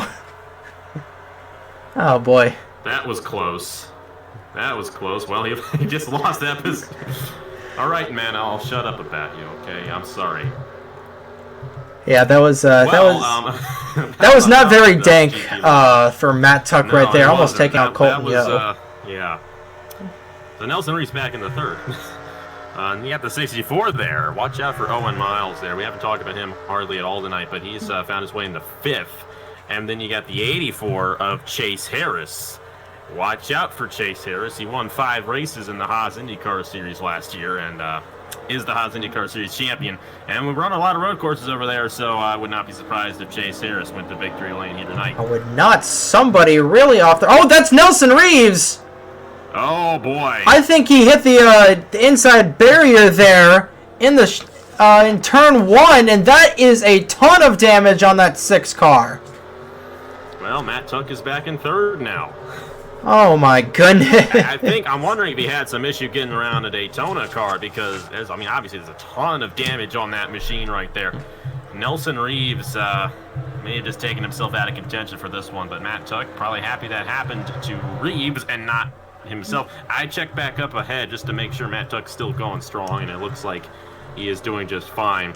He may have gotten involved there with the 21, though, of Avril Mead there in GT Daytona. That could have been where the issue was for Nelson Reeves, unfortunately. And that's just the way it goes. We see it, when we run the Daytona 500 and the NOFSRL Cup Series, a lot of other series here in the NOFSRL. Lap traffic comes into effect onto who gets the advantage in the race, and I think we've seen that especially in the Le Mans class, because these guys are trying to get around the slower Daytona cars pretty much constantly at this point, because that Daytona class is spread out throughout the entire racetrack. So we're going to have to see how it all plays out.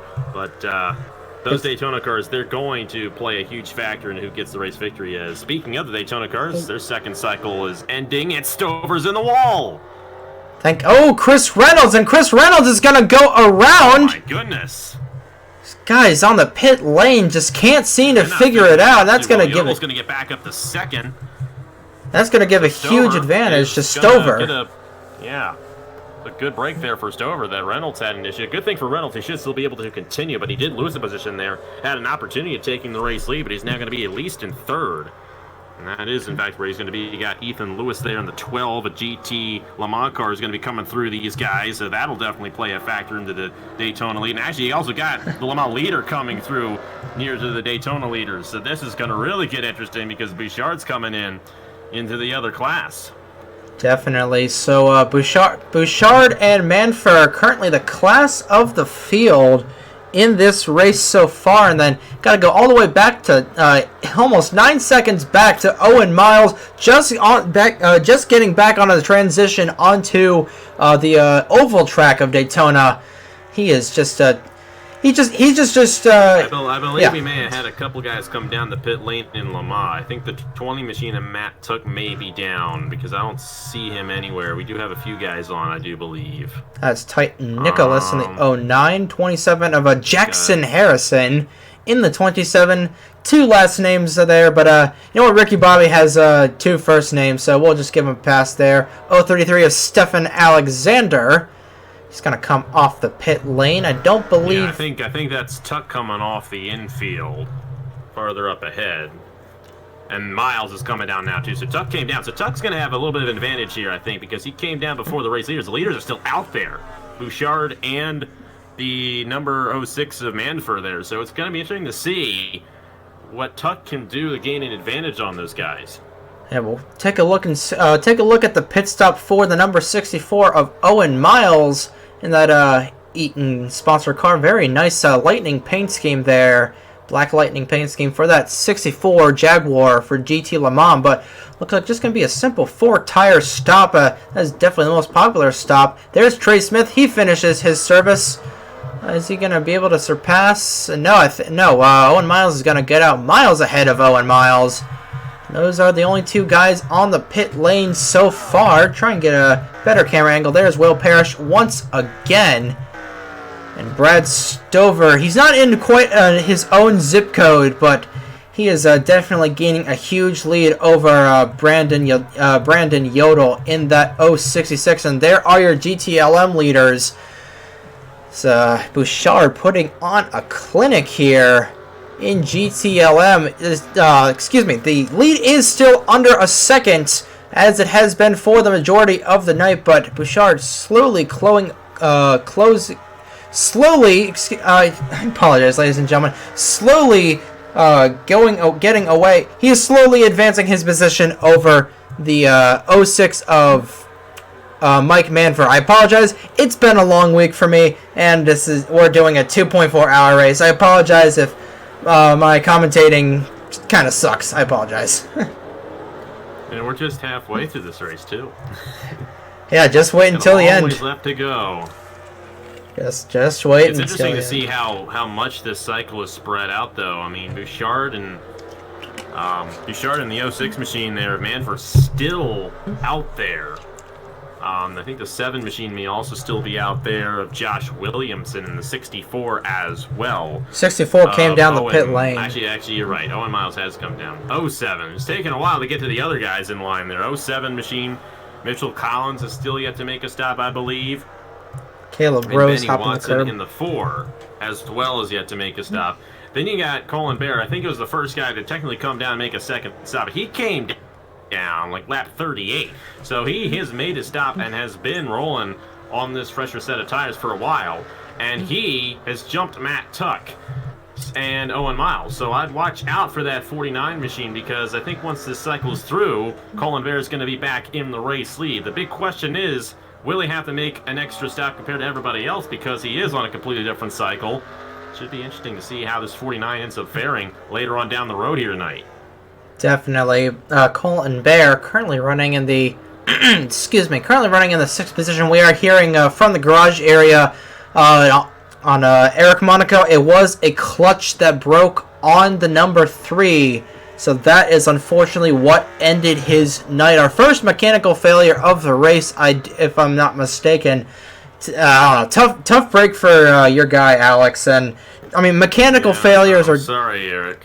Yeah, mechanical failures are probably like the most infuriating thing in all of motorsports. The most infuriating DNF because I mean, you just don't know what caused it. I mean, like, did you torque it too much? Did you not loosen it enough? Was there like a faulty part? It's just definitely one of the most head-scratching and infuriating things when you're just running so dominantly and all of a sudden your engine sours and everything just goes south on you. But very tough break for Eric Monaco. Thankfully, it is just a special event, so no points are on the line, but it would have been nice for Eric Monaco to probably get a decent finish here instead of getting, I believe he is in the 39th position. So we have a ton of cars a lap down. 24 cars on the lead lap, I believe that is because we are through the pit cycle.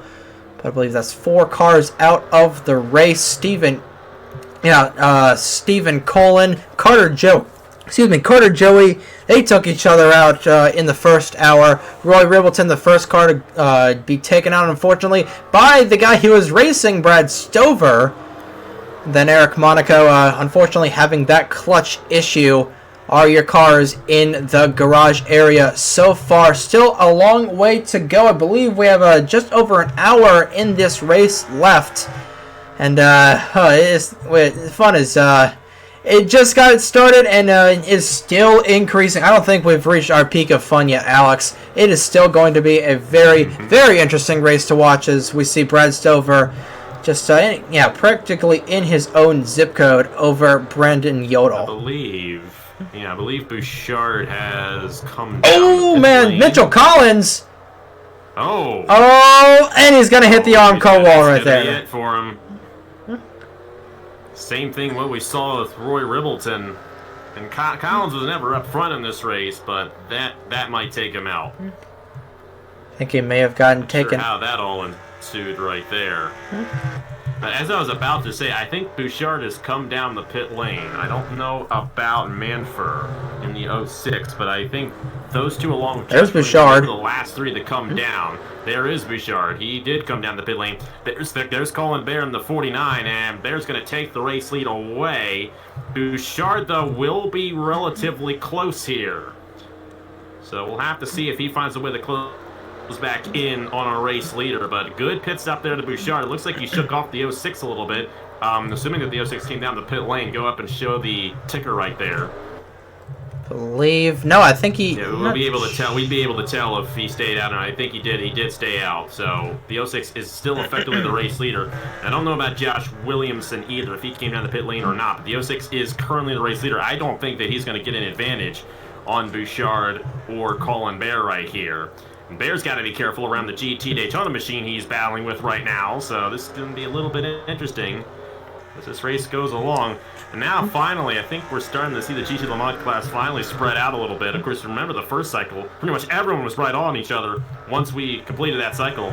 Now it is spread out quite a bit. But Colin Bear's going to have to come down a lot sooner than Bouchard behind him because he came down effectively 10 laps ago. Definitely. Here comes Mike Manford down the pit road for his second stop of the evening.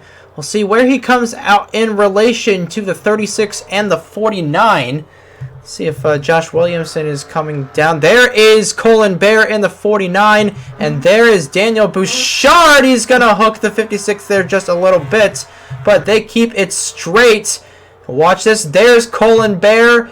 I think Manford is going to lose first. I'm not sure about second because Daisy Johnson still holding up Daniel Bouchard. Bouchard's going to have some choice words for Daisy Johnson by the end of this. In fact, I think a lot of drivers are going to have some choice words for the driver of that number 56 Project Wildfire Mustang.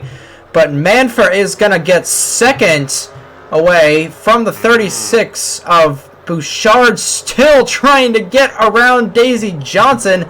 Matt Tuck is P4.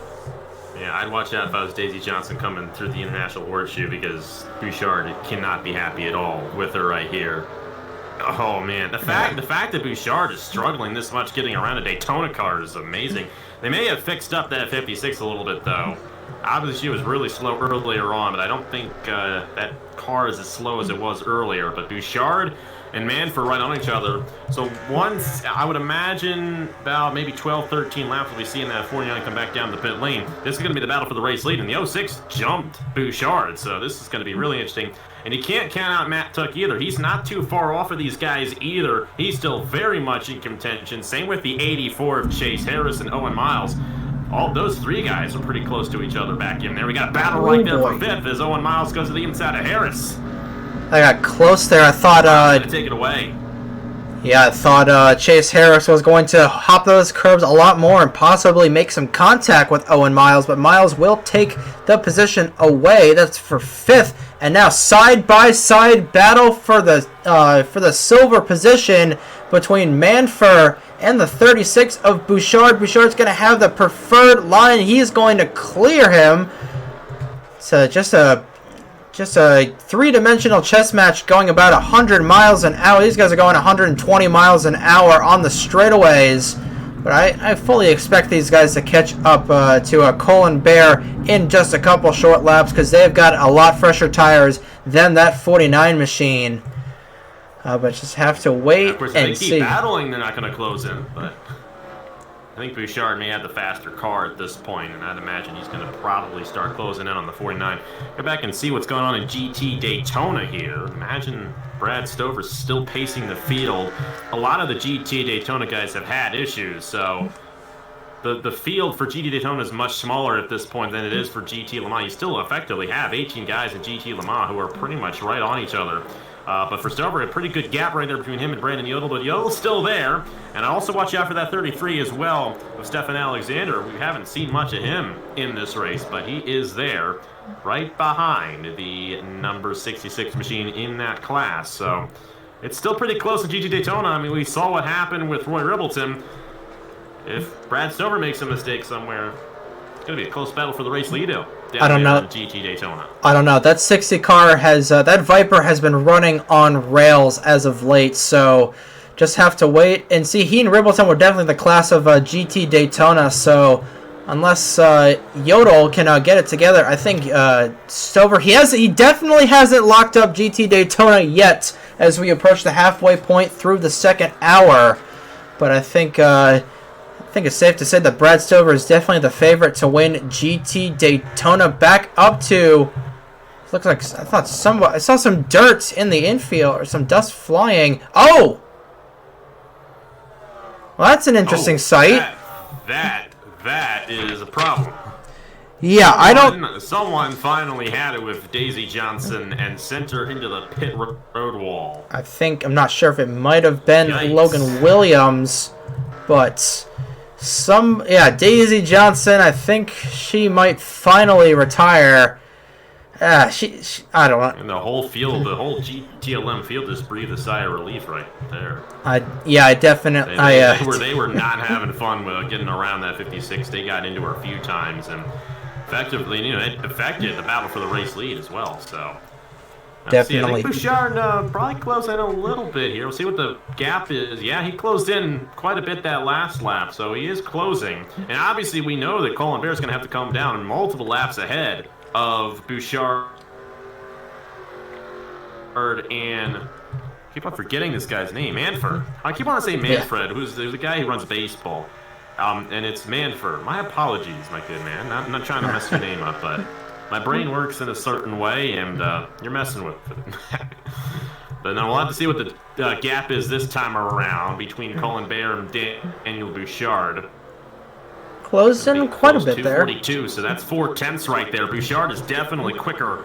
We'll have to see if he can actually make the pass on the racetrack ahead of Colin Bear here. Because at this point, I don't know if Colin Bear is going to be able to pull that same strategy again and get away with it, because Bouchard and Manford seem to have this advantage here at Daytona right now.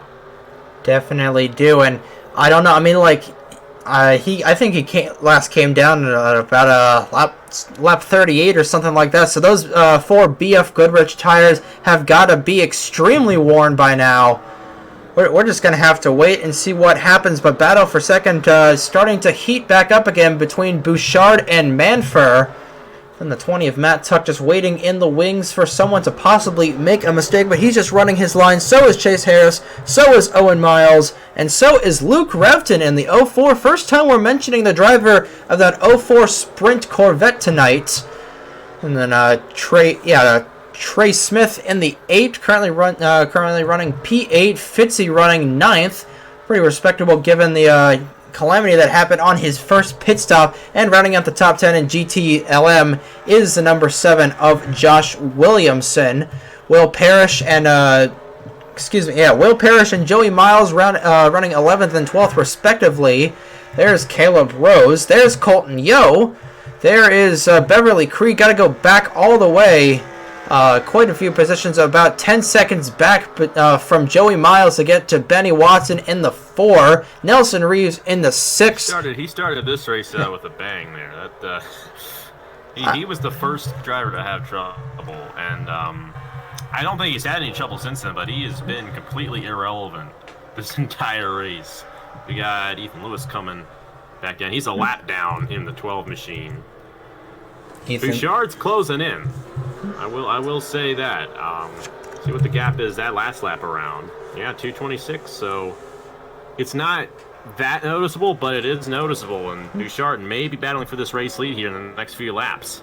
Yeah, and so is Manfur. As I keep seeing tire tracks over there, or skid marks, I should say. So perhaps an incident happened there. So we'll have to take a look at that. If you're just tuning in, we are closing in on the 2-hour mark here in this 2.4 hours of Daytona. Here, the Racing's North Turn Beach Bar and Grill, 2.4 hours of Daytona, I should say. Your current leader, your leader of the race is the rookie of Colin Baird. I don't know why I can't remember his name along with Mike Manfur, but probably because they are rookies. I don't know, but Colin Baird, Daniel Bouchard, and Mike Manfur, your podium position for GTLM, and going all the way back to GT Daytona. Trying to find where those guys are. I know Brad Stover is in lead. There's Brad Stover. Check the leaderboard here. So your podium for GT Daytona is Brad Stover, Brandon Yodel, and the 033, the rookie of Stefan Alexander. So very, very interesting race. And make sure nobody else is a DNF'd. I believe. Whoa, Nelson Reeves. No, that is not Nelson Reeves. That is the 016 of Beverly Creed hopping the curbs there next to Nelson Reeves in that Muscle Milk Jaguar. But definitely been a very interesting race. There's Daisy Johnson still on the pit lane, and goodbye and good riddance, I think a lot of these drivers are saying, but definitely been a chaotic race here at the Daytona road course.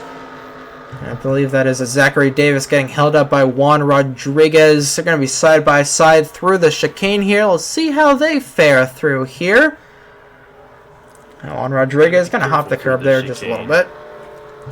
Definitely, the chicane has definitely the guy who hits inside always kind of goes a little bit wide through the chicane, because the guy the guy who clips the inside on the second turn sometimes shoots back out. So thankfully we haven't seen too much there. I mean, I feel like we've seen a standard amount of wrecks. It's not been a complete wreck fest at all.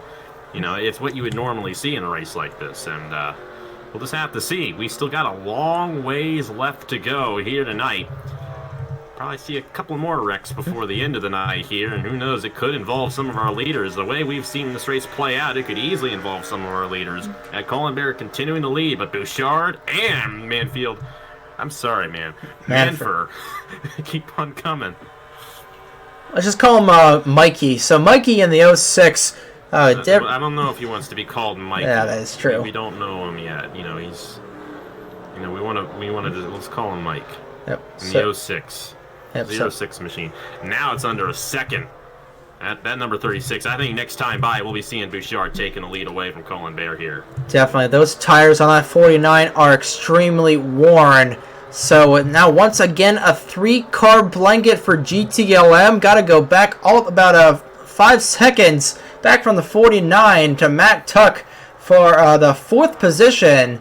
He's just kind of by his lone self. He's got Ethan Lewis to keep him company there in that number 12 Granger Jaguar. But definitely been a very calm race for Matt Tuck, I should say so myself. It's been the exact opposite for Ethan Lewis. He kind of kamikazed someone early on in the race. You saw that during the the first hour highlight reel. But it's definitely been very interesting. There's Declan Wellington-Turner, another component of the first hour highlight reel. But there is your top 3 leaders for GTLM. It is Colin Bear, Daniel Bouchard, and Mike Manfer, all just about a second from one another. We're waiting for this 49 to hit the pit lane any time now, and that will relinquish the lead back to Daniel Bouchard. Take a look and see. There's Colton Yeo coming off the pit lane. So is Beverly Creed. Gonna quickly cycle through here, make sure nobody is wrecking. And now here we go. Here comes the battle for the lead, and to the inside goes Daniel Bouchard. Colin Bear had a really wide exit. He's going to have a really wide exit entrance, I should say. He's going to have a really wide exit as well. Bouchard jumps the curb there as on the exit through the S's, but lead change, Daniel Bouchard back out in front. Now Manfred's going to try and get 3rd away from this 49. He's going to try and make sure not to hook him off the exit of the corner. Seen that a lot of times tonight. But Daniel Bouchard, the seasoned veteran, back out in front here for GTLM. Oh, he's got to be careful through that. He's been doing that a lot in this race. I feel like Bouchard's been kind of clipping that international horseshoe more than anyone else here tonight. Got the 06 there.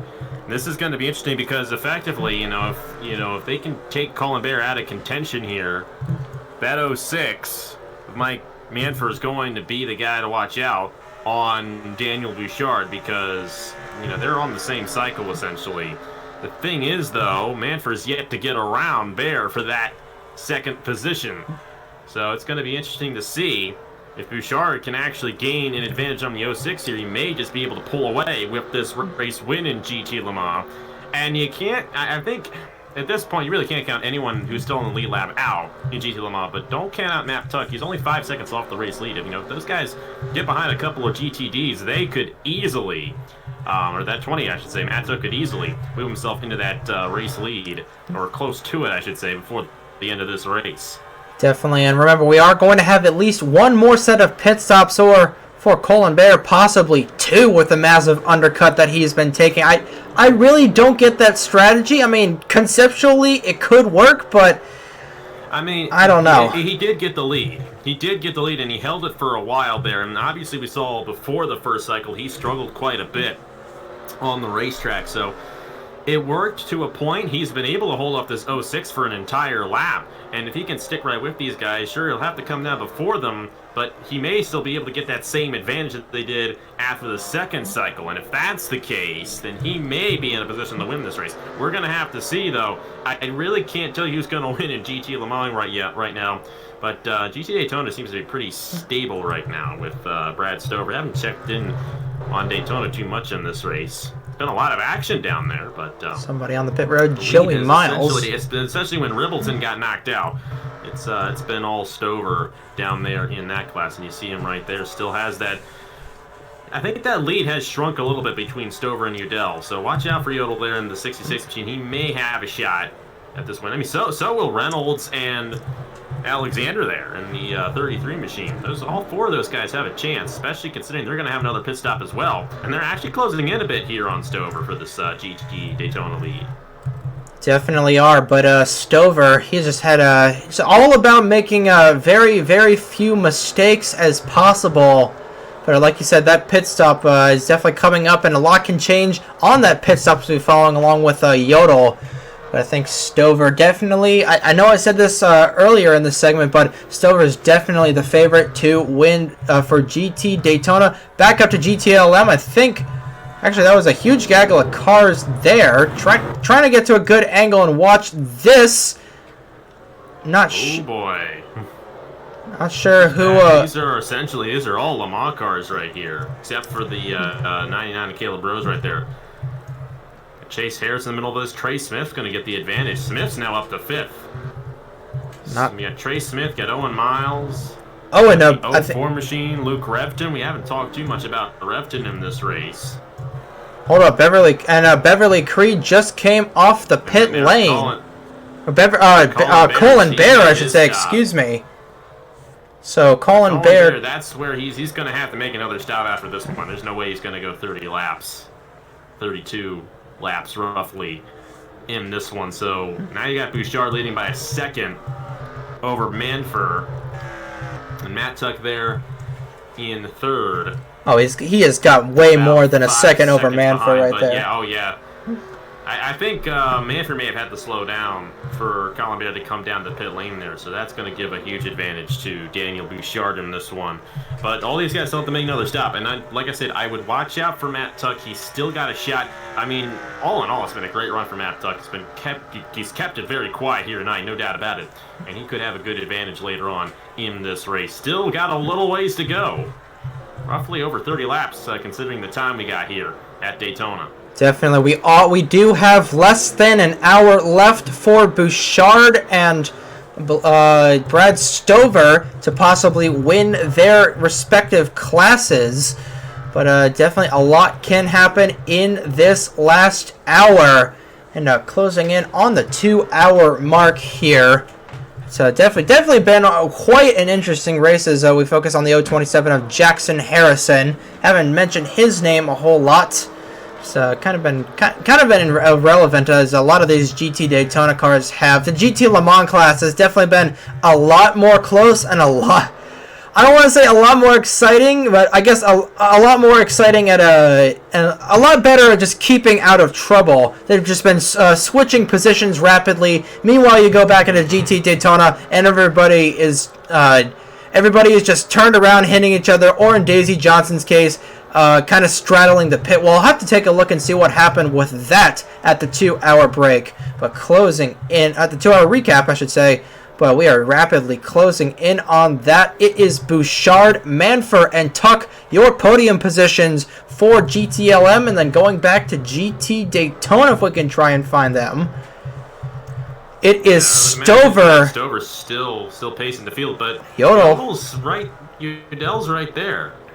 And, like I said, one little mistake out of Stover. I mean, the lead's closer in Daytona now than it is in Le Mans, so this is going to be really interesting because, everyone in this race, Le Mans and Daytona, all have one more stop left. If these guys come down the pit lane like this, I can't imagine that it's going to come out the same order. I mean, we've seen the issues we've had here tonight, obviously right in the first pit stop in Le Mans, and imagine we could see something similar here in Daytona as well if these guys are not careful, but Stover's still holding on, but Brandon Yodel is a pretty solid driver there, and I'm watching out for Chris Reynolds as well, even Stephen Alexander there. Number 33, all 4 of these guys right on each other. And it's going to be unique to see how it all shakes out down there because not the only battle going on is for Le Mans. We got a good one here in Daytona. Right now, this one's a bit of a better one because they're right on each other here with roughly around 30 laps to go here at Daytona. Definitely are. About, last time, by the way, we're right nose to tail. Gonna quickly check back in with a GT Daytona before we get to the 2-hour break, which I believe we should be at in about 5 or so minutes. But it is still Bouchard completely pacing this GTLM field. He is catching up on lap traffic. That is exactly what Mike Manfur wants to see out of his windshield. 36 catching lap traffic. Oh. Okay, I thought. There's an issue. No. I don't know what the problem was there, but he may not have had a good time getting around those lap cars, and he's going to lose a ton of ground here. Still going to hold on to the race lead, but I think he had a bad transition off the chicane, and see what the difference is this time by. Got ourselves.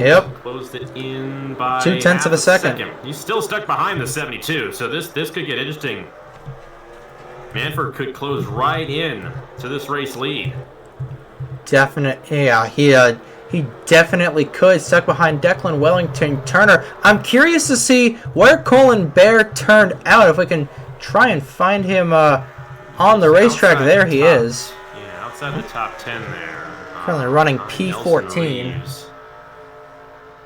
Yeah, it's and he's already made his his third stop, I should say, but he's going to have to make a fourth stop in this race. So with that in mind, I'd effectively say that Colin Bear is going to be out of contention. I do not think he's going to be able to make it to the end, and still have an advantage. Oh, and there goes any chance of that. There we go. Colin Bear blowing an engine here, and there goes the entire race for the 49 team. Another mechanical failure. He's just gonna pull it outside the racing groove and just teleport back to pit lane. Oh my God, you gotta hate it for him. Another mechanical failure here in the Racing's North Turn Beach Bar and Grill 2.4 Hours of Daytona. And now here's battle for here comes the battle for the lead. Gonna be 3 wide going through here. This could get pretty spicy as we approach the 2-hour mark. It's Manfred, he's gonna have the preferred line. This is gonna get tight. Over the curbs goes Bouchard. And Daisy Johnson's back out there. Here we go again. Here we go. Well, she's behind the leaders now, but this is perfect for the 06. I mean, Bouchard's having so much trouble getting around these Daytona cars, and that 06 may have the advantage through the kink right here. How about this for Mike Manfred? I don't know. They're still side by side for the race lead. I don't know. I think he's gonna try and clear him. Yes, he's gonna clear him going in through here. So Mike Manfred to the point here for GTLM. Lap traffic has definitely been the difference maker for Bouchard. And unfortunately he caught 3 or 4 lap cars with Wellington Turner, Vincent Jr. Not sure who the third one was there, but that has just been the name of the game for the 36. Unfortunately, as Juan Rodriguez hops the curbs once again in that 075. Yeah, they still got to get around everyone else here. So it's not over yet for this GTLM lead. 36 still having trouble with the fall. Here we go. Boy. This is gonna get spicy here. The words right out of my mouth. Bouchard may lead this lap if he can move to the inside. Not going to do it right there. Wellington Turner really coming into a... Oh, he's in the wall! Oh, my. In the wall just a little bit. Keeps his composure loose. It's just a little bit of momentum. He's still there. Doesn't look that much damage. Almost grazed the wall there. Oh, boy, that was a tight one there for... Bouchard. I will say this, I think Bouchard has the better car, but he is not getting around the traffic better than the 06 is, and obviously we saw what happened right there. Meanwhile, I do believe Matt Tuck may have come down the pit lane, so we may be beginning what I don't know, would this be the last cycle? I believe this should be the last. So yeah, this may not be the last cycle for these guys. These guys may also have to come back down again, so this could really get interesting in terms of fuel mileage. Because they have 27 to go. I don't know if they can go 27 laps here at Daytona. They might be able to do it, but I don't know if they can. Just have to wait and see. There's Tuck coming out of the racetrack, back onto the racetrack, out of pit lane, I should say. But Mike Manfred to the lead. I think this is, before everything kind of hits the fan here at Daytona, I think this is a good time to go for a quick commercial break here and get you your second hour recap. We've got about 30 minutes left in this race. 30 more minutes for Calamity here at the World Center of Speed. We'll be back in just a few minutes, and then you get your second hour recap here. Crazy action here in the Racing's North Turn Beach Bar and Grill 2.4 Hours of Daytona. This NASCAR season might just be the greatest season of all time, like ever. Right out of the gate, we get a blockbuster trilogy of Denny defending Daytona. We got Joey, Kevin, and the people's champ that everyone is chasing. See what I did there? But it ain't all left turns. We're busting out of the oval and taking this tour on the road. Austin's a weird place, man. There's even a throwback race on Mother's Day. There she is. He was such a nice boy. That mane is majestic. Speaking of history, how about we throw these two in a confined space for the entire season and see what happens? Boom! All right, just rub a little dirt on it. I love the smell of fresh dirt in Bristol. And then a new team from North Carolina is joining the race. But we can't forget about the all-time fan favorite. I'm just here so I don't get fined. Look, all I'm saying is this might be the best season ever. Well, welcome you back to the racing action here. Trey Wright alongside Alexander Graham and Mike Manfer, still your leader here after a very chaotic second hour of racing. As these GT Daytona lap cars have been the bane of Daniel Bouchard's existence, unfortunately. He's desperately trying to get around Beverly Creed. Not going to quite hook her. But those GT Daytona Mustangs have definitely not helped anyone's cases to try and advance their position around. And we saw what some drivers are willing to do to get some cars out of the way. We saw Owen Miles and it depends on whose side you are, but for racing's sake, we're going to say fortunately punt the 56 of Daisy Johnson out of the way. But definitely not fortunate if you are a fan of her. Sorry, Matt Tuck, but Mike Manfer Matt Tuck's still in this thing, so you know he's still got something going for him.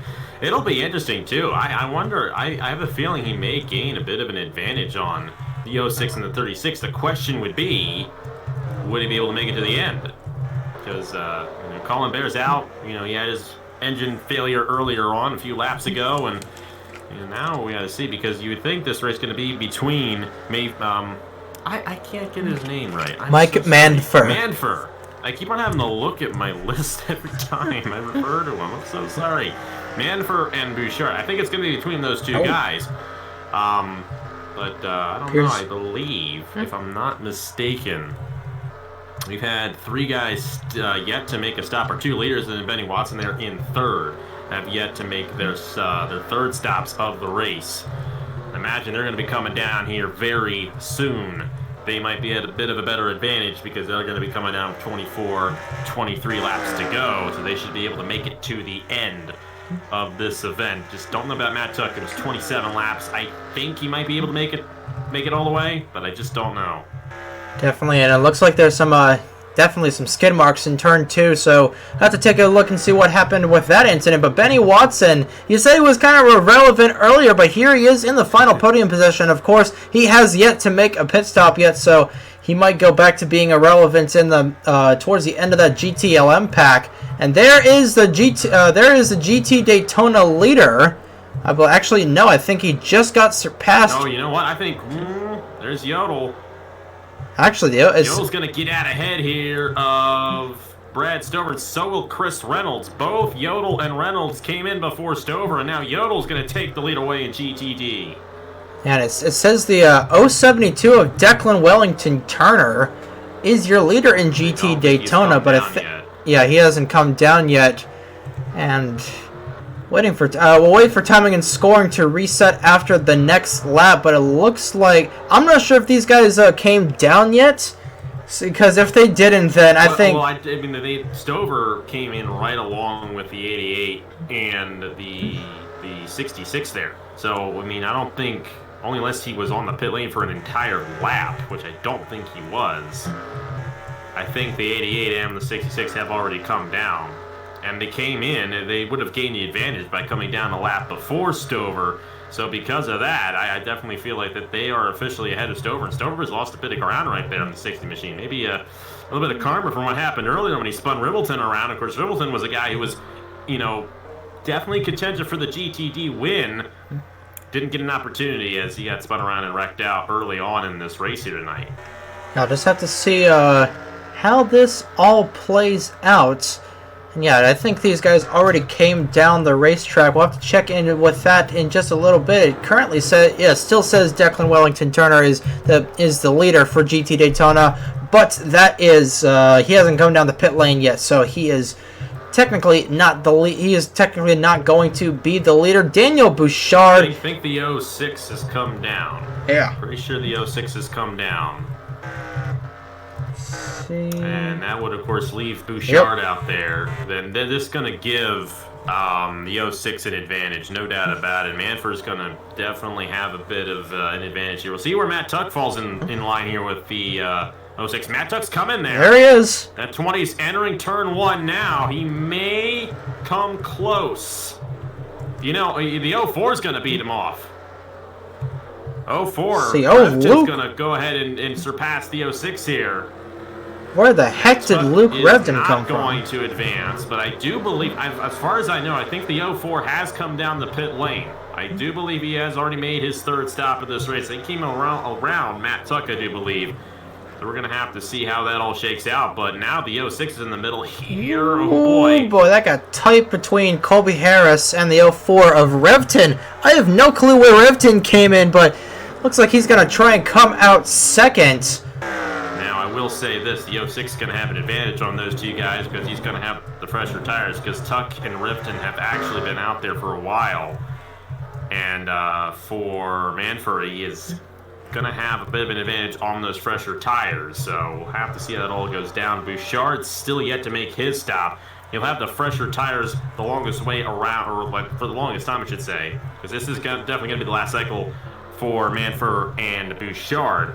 So for Bouchard, what does he have to do to beat off these guys? Oh, someone's around in the... I think someone went around in turn 1. Oh, Juan Rodriguez around once again.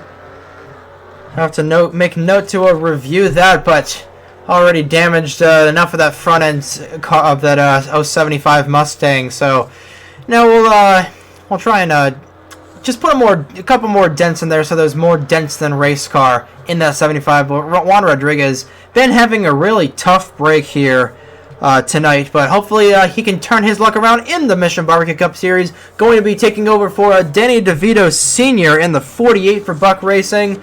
So hopefully he can try and break through and get his first win and get Buck Racing's first win, because they were the only 3-car team last season that did not have a win in 2020. So very... Buck Racing's also coming to the NOFSRL Cup Series this year too, and they got a pretty good field with Ethan Lewis and Brett Sierra, Cody Sill, who, speaking of Cody Sill, when I did this race 3 years ago, he was the guy who called it along with me. So shout out to Cody Sill. Hopefully you're watching tonight. Hope you're doing good. Yep, hopefully a lot of people are watching this as we see Durrani get around the 56 of Daisy Johnson. Daisy Johnson, I think it was just that lap 1 incident. Daisy Johnson is this race's Dusty Davis. Let's just Dustin put it that way. Or I don't know, what was that? There was a race a couple years ago of it was like the Spotify car at Talladega that kept holding everyone up. I think like Michael Canto. Matthew Phillips. Oh yeah, Matthew Phillips. I think Matthew Phillips at one of the Talladega races. That was a while ago, but that was one of Matt's cars actually, the Spotify car. So that would have been season 8. Yeah, Matt's cars and drivers holding everybody up. Definitely, very. What to do with you, man? Very unfortunate. We're gonna. Trey Smith. I want to mention Trey Smith there. He's currently 5th right now. Obviously, you still have Bouchard and Watson out there who've yet to make their next stops. Owen Miles in a battle right there with Matt Tuck behind Trey Smith. Declan Wellington Turner with some. I don't know. Bouchard's going to lose a little bit of ground right here to the 06 machine and the 04, because obviously I think the 04 is really at the advantage at this point. However, I do believe the 06 is going to eventually find a way to the 04. So you have Luke Revton, who may just be in the position to take this lead away. And I'm wondering what Bouchard is thinking at this point, staying out there in the 36 machine. Is he going to calm down this time? He's not. He's still staying out there. I don't know what. Really making this one stretch out. It's going to be interesting to see when he finally comes down. Definitely will be. We're gonna take a look and see when Benny Watson comes down. I think he might try and come down this time by He's not entirely sure. Oh, here's this is going to be an issue right here, especially if he comes down. Colton Yo and Juan Rodriguez. If I'm him, I'm just going to try and stay out this time by. Oh boy, tight! Oh no, there! Oh, and he's going to try and come down. No. Oh, spins across the racetrack. Colton Yo. Oh, they're going to be right in the middle of the pack. Oh no, Avro Mead. Huge accident. Watson destroyed. Watch out for the 04. He's gonna barely get by this. The heads up. Here. Okay, so you know what? If I'm Daniel Bouchard, I'm glad I stayed out because, wow. Hey, I'm sorry about that. That was 100% Watson's fault right there. Oh my. 100% Watson's fault. I mean, he had to come down, but he had to get around the Daytona cars, and that didn't work out. Josh Williamson. Avro Mead is like a bull in a china shop. Mike Vinson involved as well. Goodness gracious, everything just got flipped sideways here. But Avro Mead, I think that was Titan Nicholas as well, possibly involved in that. I tell you, those GT Daytona cars have been really... I think that's kind of been the deciding factor for who's going to win GTLM. Because Benny Watson, given he was coming down the pit lane and probably wasn't going to win, but that took out probably a solid 3 or 4 guys. And now that really split the field up between Bouchard, trying to locate where Bouchard is. Alright, so there's Bouchard. Bouchard's on the racetrack. Let's see where he comes in relation to Luke Revton. Revton had to slow down. He's going to lose some time right there. But how about Luke Revton in this one? I mean, where did he come from? You know, we barely even talked about him the first 2 hours of this race. The thing is, though, will he be able to beat off Bouchard? We'll have to see where that 04 comes in. It's going to be a close one here. There he is. I don't see Revton. There's Revton coming through 1 now.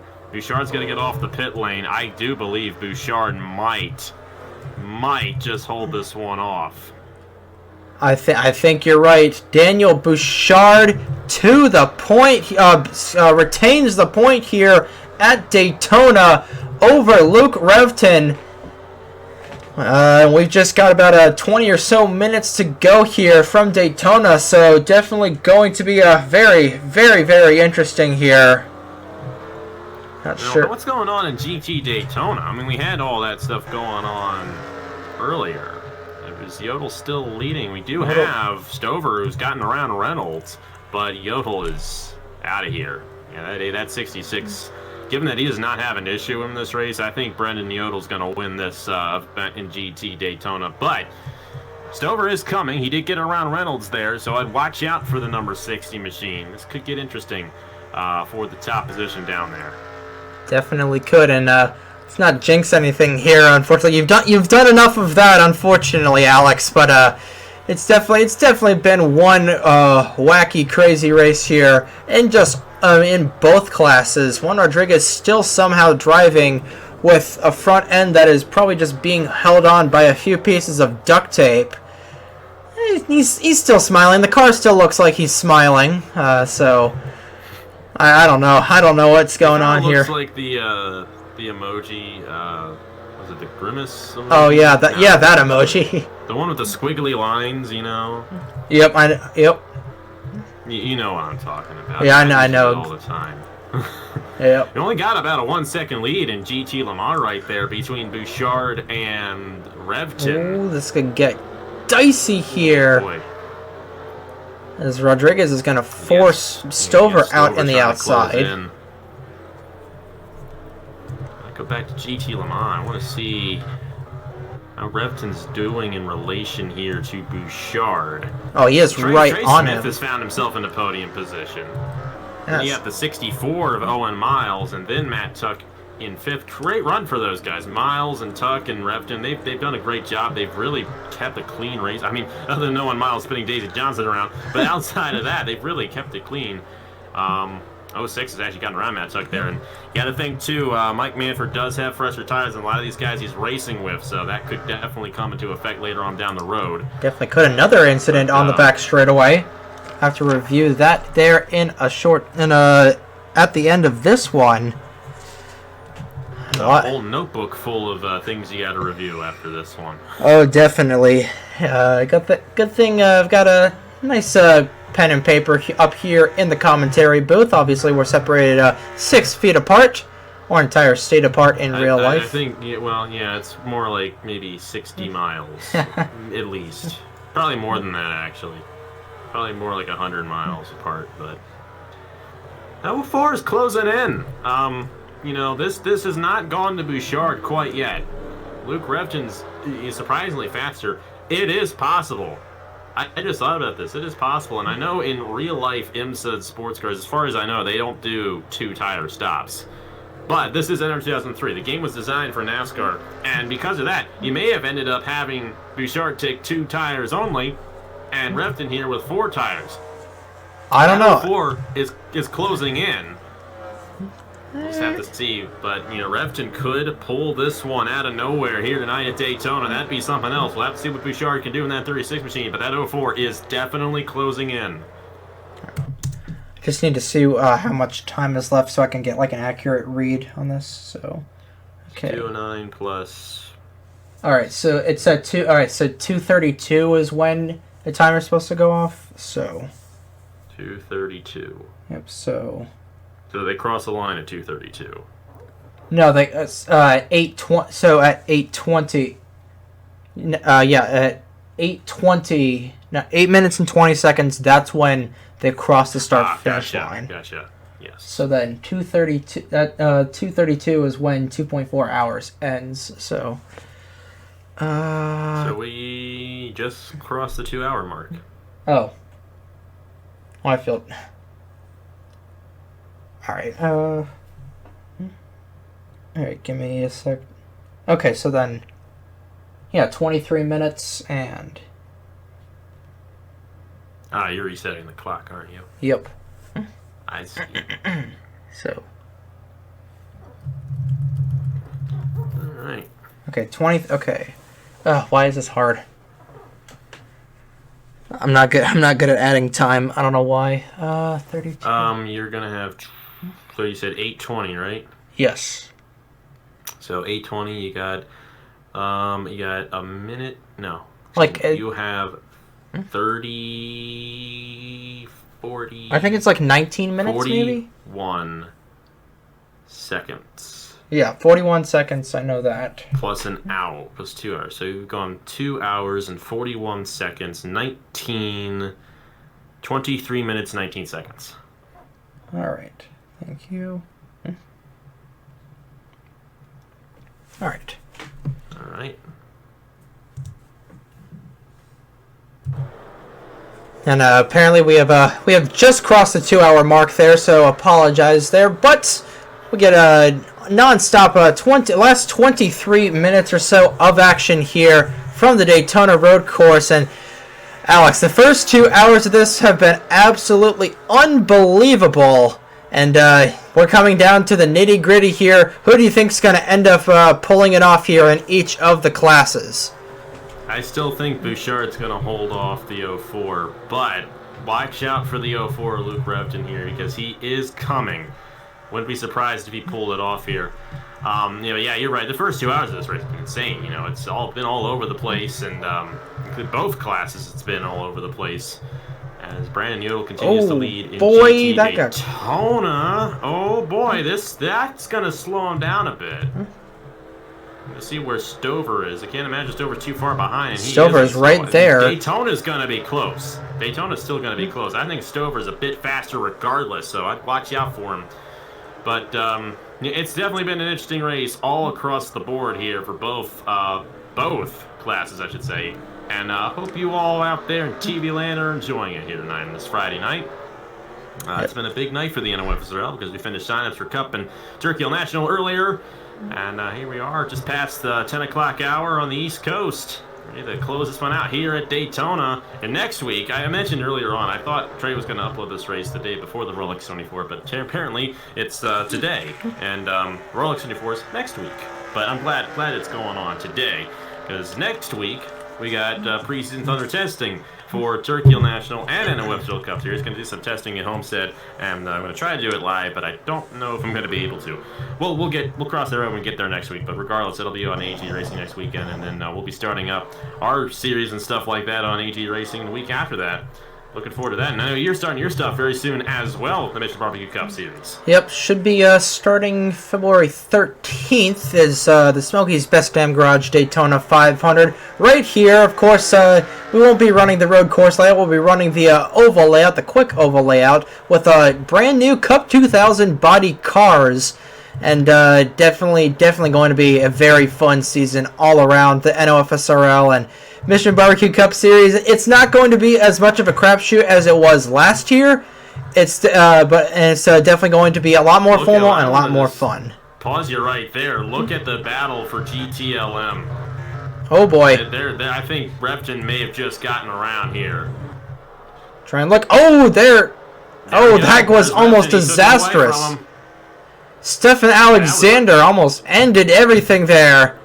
And Revton has gotten around the 36 of Daniel Bouchard. I say this almost every single race I do. Sorry about that. It is not an NOFSRL sanctioned race without us missing a pass for the lead. And this might have just been the most crucial pass of the race so far. We sort of got it. We sort of got it there. I mean, it wasn't... I saw that margin at the line, and I'm like, that 04 is right alongside the 36 there. And how about Repton? You know, and I think my big concern for Repton is, does he have enough fuel to make it to the end? I don't think it's a matter of speed anymore. That 04 is pulling away, but does he have enough fuel to make it to the end? That's the big question. And if he doesn't, Bouchard's right in the catbird seat to take this one away, because I know for a fact that he can make it to the end of this race. Definitely. So it all just comes down to if Luke Revton has enough fuel in that Corvette. Quickly switch back there. Okay, so there goes Chris Reynolds. No, that is Chase Harris. Excuse me. GTLM. That. Oh. Stover's right behind the 71 now, which is Not interesting. sure. Behind Colton. You know, I don't know if something happened to Stover or what. Not sure what happened. Oh, and there goes Luke Revton. Down. So he was unable to make it. And that might be the race for GTLM after all.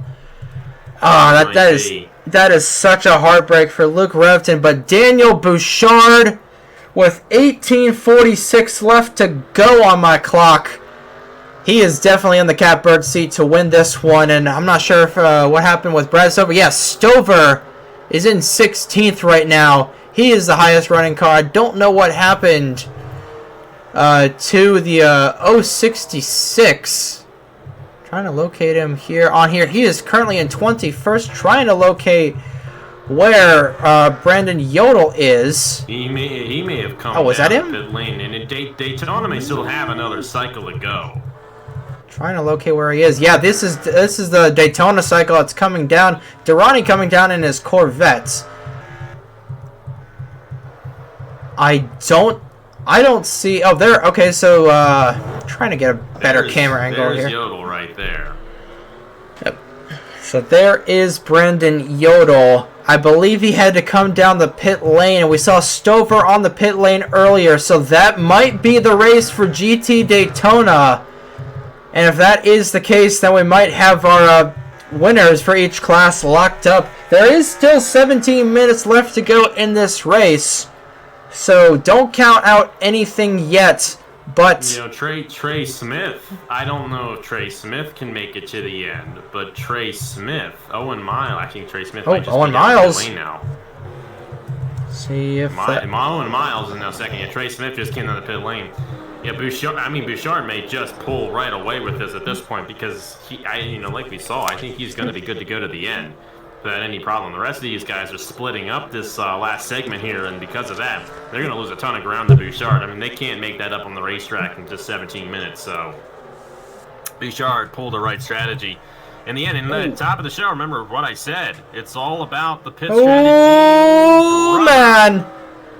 Juan Rodriguez, what are you doing? That could have been really bad. But as I was saying at the top of the show, pit strategy is going to be a huge factor in this race, and it looks like that may just be the thing that wins this race for Bouchard. But we got 12 laps to go still. About 17, 16 minutes left in the event. You know, it's not done yet.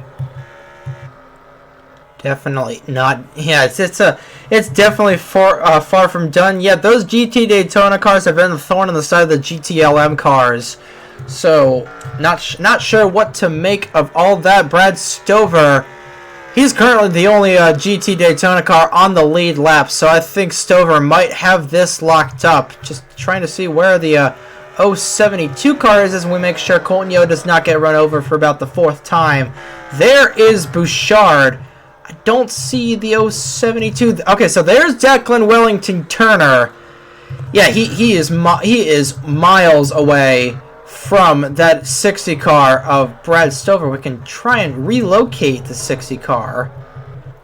There he is. So Brad Stover just getting in through the inner part of this racetrack, and Declan Wellington Turner just passing the start-finish line. Unless something happened to, unless something happens to Brad Stover, I think he's locked up GT Daytona. GT Le Mans is an entirely different question. But I think if Bouchard just runs his line and doesn't get caught up in anything, I think Bouchard should be getting the first place trophy here for GT Le Mans and the whole event in total. But we still got 15 minutes and a lap to go here, so anything can happen here at the Daytona road course. It's been a crazy race so far, and we're shaping up to probably have a crazy finish as well, as Bouchard gets around the problem Viper of Yo. That is not for any particular position, but Owen Miles, 3 1/4 seconds back away. I don't see how Owen Miles can get around, can possibly catch up to that Corvette, that 36 Orbit Corvette of Bouchard. Yeah, I don't even know how Miles is still out there. I think he still has to make another stop in this race. The big question is, we're pretty sure that Bouchard can make it to the end, but, all those guys who came down, they were probably on a 16, 17 lap fuel run there, so I just don't know. There's still a big variable. Did he put enough fuel in when they came down the pit lane? Because obviously we saw Luke Revgen drive right by him. Of course, he could be trying to save fuel as well. Owen Miles is in the wall. And that's not going to help Owen Miles at all. Daytona machine, and now he's got Ethan Lewis coming. GT Le Mans car is actually going to try to get around him right here, so Miles is going to lose a ton of ground right here. Oh, he's got to be careful. Gonna have to be careful as they whip it around through there, and I think it's safe to say it's the same thing as GT Daytona with Bouchard. I think unless he runs out of fuel, which I don't think I think he should be good to go, or some GT Daytona car or some other lap down car affects him in any way, I think Bouchard might have GTLM locked up. So we might see our first place guys locked up the positions. The other podium positions are in question. See, there's Owen Miles. There's Mike Manfer in the 06, slowly creeping in on Miles in the 64. Meanwhile, back with GT Daytona.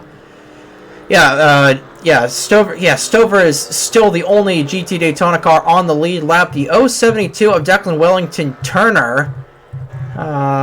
There he is. So there's Wellington Turner, and there is this 066 of Brandon Yodel. So that is the battle for the podium position, as well as next car behind them in GT Daytona is Chris Reynolds. There's Reynolds, so I think we might have the podium positions locked up for Daytona. Le Mans is an entirely different story.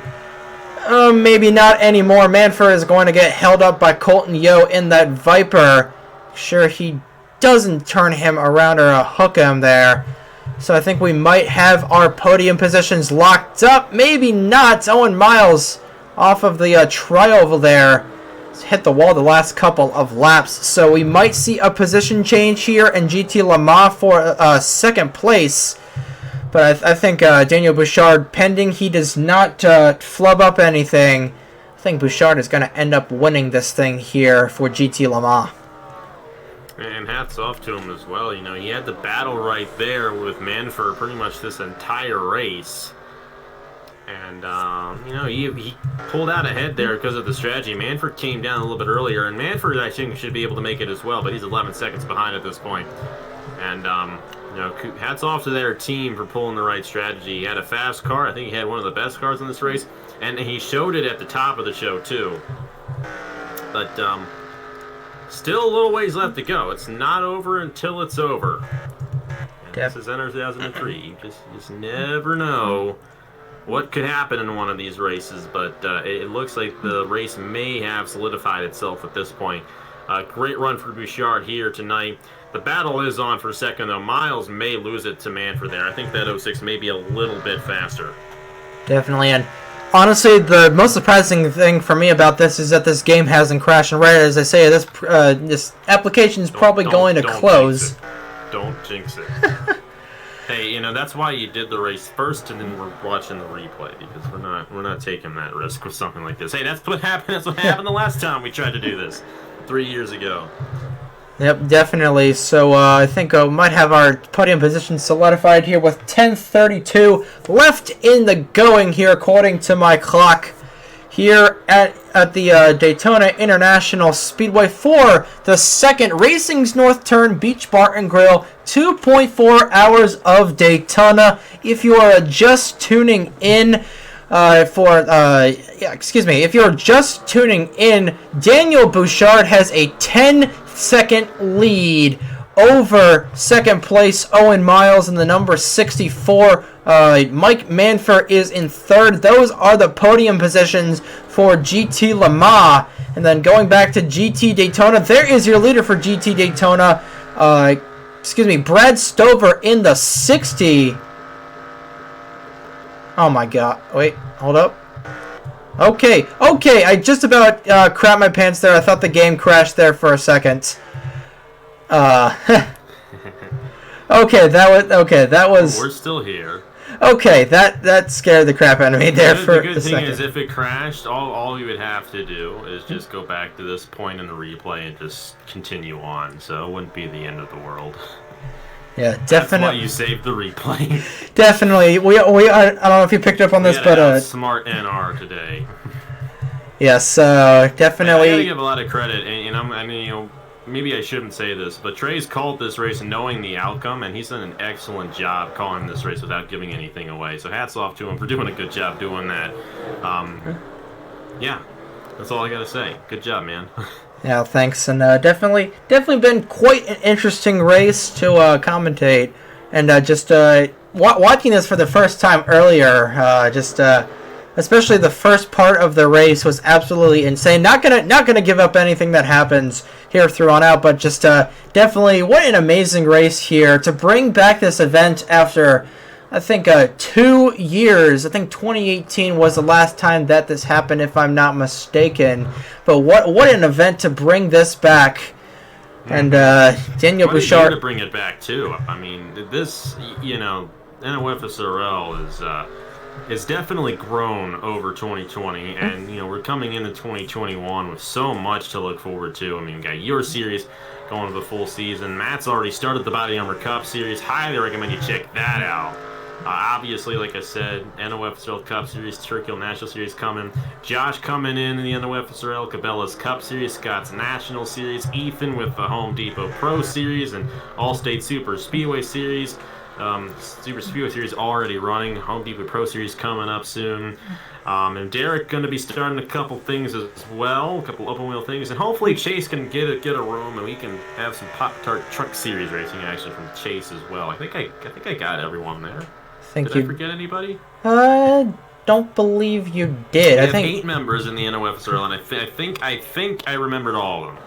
Yep. But yeah, lots of racing across all the NOFSRL members in 2021. You know, and I'm definitely proud of all you guys too. You know, I now run this league, so you know, I'm really glad you guys are enjoying what you're doing, and that's what really counts. And I've enjoyed calling this race with you, Trey. And I got to give you a lot of credit for putting this one on. Like I said, the first time I tried to do this a few years ago, obviously the game crashed on me. That was frustrating, but you figured a way to outsmart NR, and you put on a good show that hopefully a lot of people here tonight have enjoyed. I have definitely enjoyed this race. It has been a fun one, and might have a little bit, less of a dramatic finish, but this race has been excellent regardless, and Bouchard definitely deserves this race victory, given that he can hold it off here for these final 6 laps. Definitely. We've got 6:38 left to go here, so a lot can still happen here in these final laps. Remember, the race the field isn't frozen the second the clock hits 0. We do have to do one more lap to complete it. And should be very interesting. Brad Stover, obviously in his own zip code. In fact, there are your 2 leaders for the 2 classes, Brad Stover and Daniel Bouchard. That is quite an interesting positioning right there. I think Stover's just going to let Bouchard get past him here in the waning moments of this event. 6 minutes left to go here from Daytona. Yeah, this is interesting. Of course, Stover, he's done an excellent job in this race. And I was saying this is going to be between Stover and Yo at the top of the show. Because, heads up. Daisy Johnson, once again. Again. Yeah, what was I saying? Daisy Johnson, the Dusty Davis of this event. Dustin. Bouchard's got to be careful. He's going to get... He will be. He's had enough of that already. Yeah. I think a lot of people. It should be the last time he runs into Daisy Johnson in this race. Oh my goodness, man! We're gonna have to have a talk with you after this one. Yeah, definitely been a race of attrition with the lap cars, and Daisy Johnson just kind of been a wrong place, wrong time. Definitely that lap 1 incident killed her. So definitely very unfortunate for Daisy Johnson, but definitely not unfortunate for your guys, your class leaders, your GT Daytona leader right there, and your GT Le Mans leader right there with Brad Stover and Daniel Bouchard. Don't know why my brain just had a fart there, but Daniel Bouchard leading for GTLM and Brad Stover leading for GT Daytona. It's nice that they're right there, like they're in the same frame now. Yeah, don't have to go back and find Stover. He's right there. Yeah, while we're here, I think while the battle for the lead has kind of mellowed out, gonna try and mention as many people as possible. Daisy Johnson, already mentioned her quite a bit. Enough. Shut up. Yeah, Ethan Lewis there in the 12.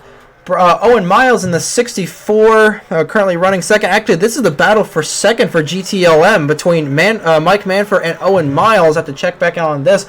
Mike Vincent had a kind of mediocre race. There's Declan Wellington Turner currently second for GT Daytona.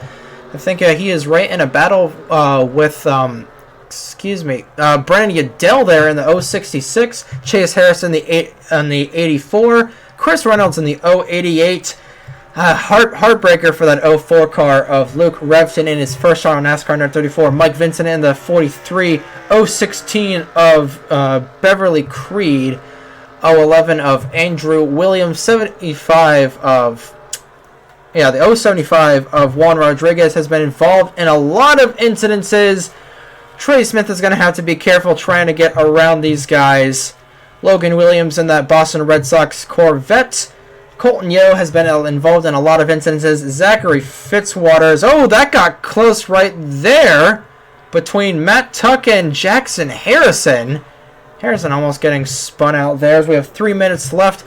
Fitzy currently running in the 7th position, so definitely not the result that our pole sitter wanted, but it's definitely better than being last. There's Matt Tuck and Jackson Harrison. Joey Miles, haven't really mentioned him at all tonight. That's kind of a shame. Colby Harris, Chase Harris's brother, I believe that is. Riley Sampson, the 78. One of Wilt Parrish. He and Fitzy got tangled together in the early stages in that first pit stop. There's Josh Williamson in the 7. Landon Smith Jr., veteran in the Mission Barbecue Cup Series, had a real tough time tonight. Zachary Davis, I think this is the first time we're mentioning him tonight. Nelson Rees, still a little bit of roof damage. 033 of Stephen Alexander. Ryan Durrani in the 62. And that should cycle out as the 36 of... Daniel Bouchard has gotten around Brad Stover in the 60 as we have 2 minutes left. Popsicle sticks in the air minutes-wise, to use a Marty Sakala quote. It looks like somebody went off the racetrack there. Might have to take a look and see what happened. Might have been Durrani. Mention Marty. Great to have Marty back in the server. Definitely. I know Marty leaving was a kind of big ordeal for us, but it's great to have him back. You know, we're all on good terms now. And, you know, while he's probably not going to do any more in our leagues, still great to have him involved in a couple things. He's going to be driving a Turkey National this year. He's already in the Body Armor Cup Series. It's great to have Marty kind of back in the community here in the NOFSRL. We love Marty. He's our founder. We'll forever love him. Definitely will, and definitely great to have him back. Great start to this 2021 season of having our former president and founder of the NOFSRL back in the league. 110 left in the race for Daniel Bouchard and Brad Stover. Thought I heard some contact in the back there, but everyone should be fine. I think everybody just wants to get out of here at this point. They've been racing in cars nonstop for almost 2 hours and 24 minutes. Yeah, both me and Trey actually took a bathroom break during the recording of this. These guys haven't, so they definitely want to get out of here. Definitely do. 40 seconds left for Bouchard and Stover, running nose to tail there. Have to make sure nothing bad happens. I don't know what happened. I'm not sure what happened to Stefan Alexander. Actually, wait, no, I think he got caught up in one of those later. That was with Durrani. I think it may have been when we had, what was it, the 43 of Mike Vincent Jr. No, excuse me, the 21. I think it was when Watson cut over there, and I think that may have been where he got his damage. That was a little while ago, though. So. Definitely was. 5 seconds left. 3, 2, 1, and there is time here. So time has officially expired. Next time by will be 1 lap to go here for Daniel Bouchard and Brad Stover to win their respective classes. And, they're going to go around. Oh. This could get dicey here. He's going to try and avoid it. Oh, man. Oh, my goodness. Oh. that right there. If he had gotten involved, watch out for Stover. What about Stoke? Okay, good. Stover, all right, Stover gets through fine. That happened right in front of our leaders. Oh man. Wow. Bouchard's like, I've dodged enough bullets. We really have to matrix a spinning 33 car. Stefan Alexander. So close. That would have been a massive heartbreak. Well, now he can officially take the white flag here at Daytona. Hopefully, he can make it around to win this thing. He deserves it. Definitely. White flag in there. One more time around for Daniel Bouchard for GTLM. And in GT Daytona, as we see Josh Williamson coming off the racetrack there. GT Daytona is going to be Brad Stover. You got one of your picks right. Unfortunately, Eric Monaco had a clutch issue. And I'm not sure why I'm just reporting this now, but Colin Bear in the 49 suffered a valve issue back about 30-45 minutes ago. But through this curve right here, not sure what it's called, now in through the International Horseshoe, just has to get around Durrani. I mean, honestly, he's got a 15-second lead.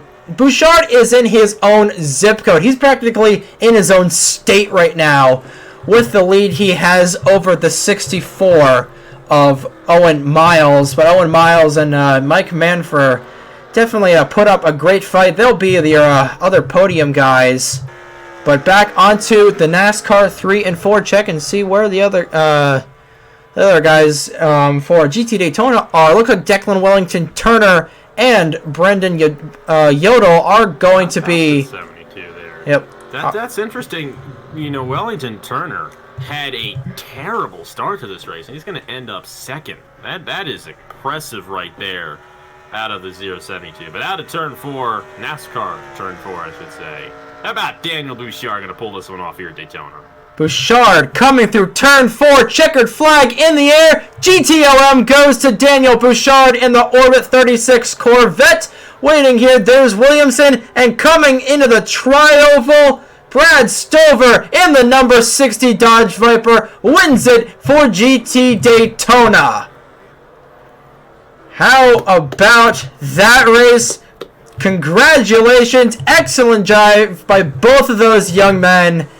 Daniel Bouchard, the veteran. Both of those guys, veterans, get it done here in the Racing's North Turn Beach Bar and Grill 2.4 Hours of Daytona. It's finally over. My goodness. What a drive by not just these two, but everyone in this field.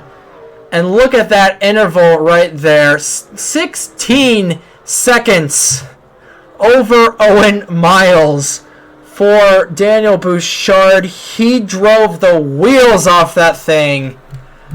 Oh my goodness. He like I said, he had to avoid so much in this race, and he may have had it pretty easy at the end there, but even like the penultimate lap, he almost got involved in the wreck. But Bouchard definitely earned that one. Perfect pit strategy, pulled it off, and it had the fastest car as well. And Bouchard, I think he started kind of midway through the GTLM class, so he didn't start up front either.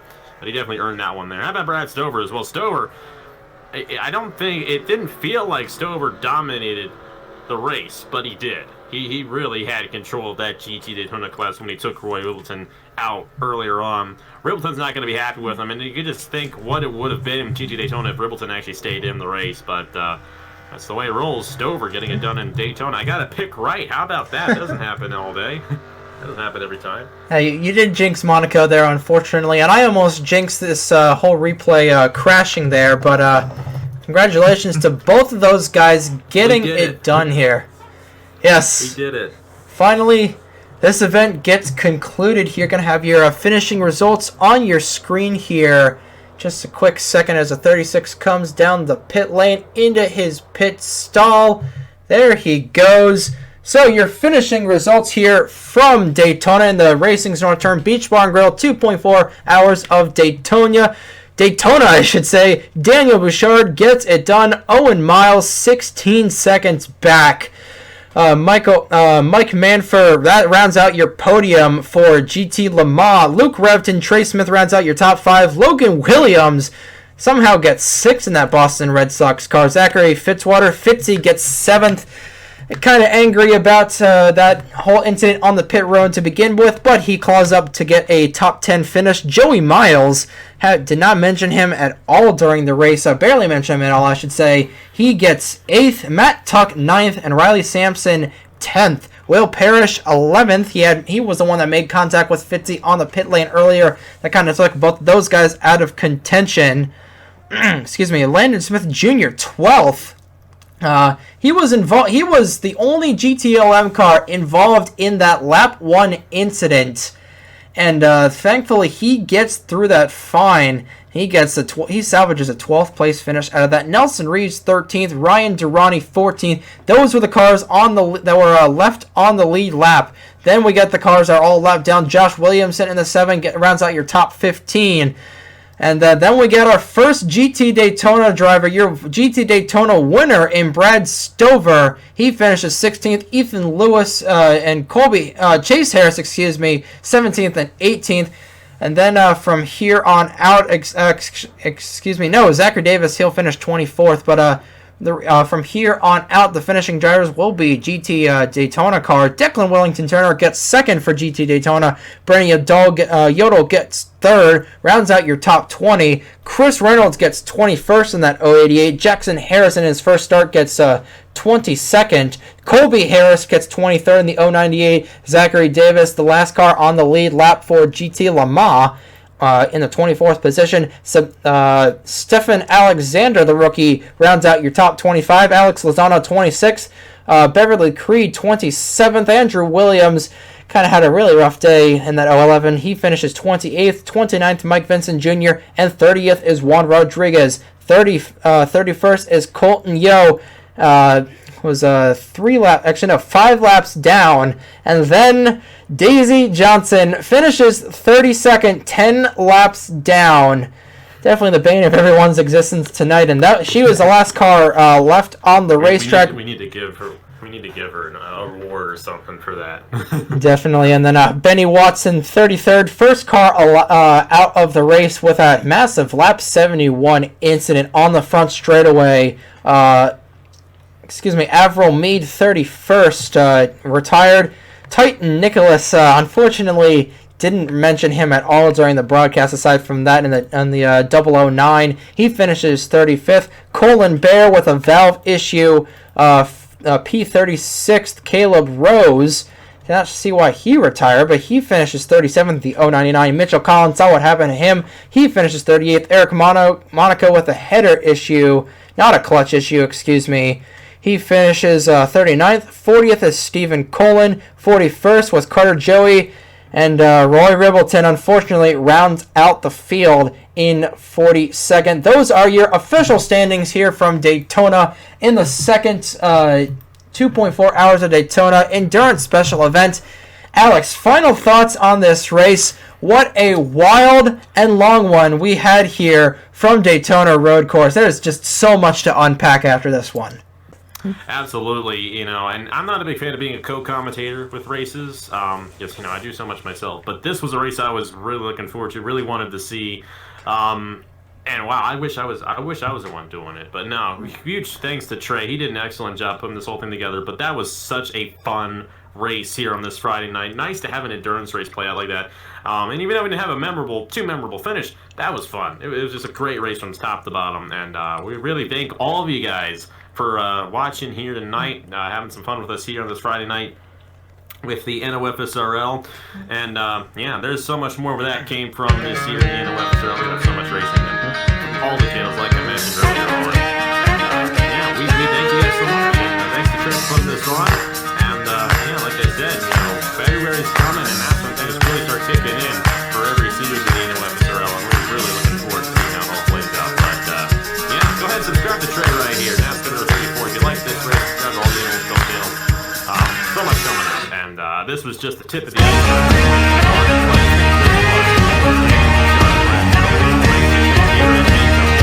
Definitely was, and you kind of stole the words right out of my mouth with the tip of the iceberg analogy there. But congratulations, Daniel Bouchard and Brad Stover, getting it done for each of their classes, and that's all I've got. Just absolutely amazing race to do, and if you guys like that, I would definitely, if you guys like that race, well, who knows? We'll hopefully try and do this again next year for 2022.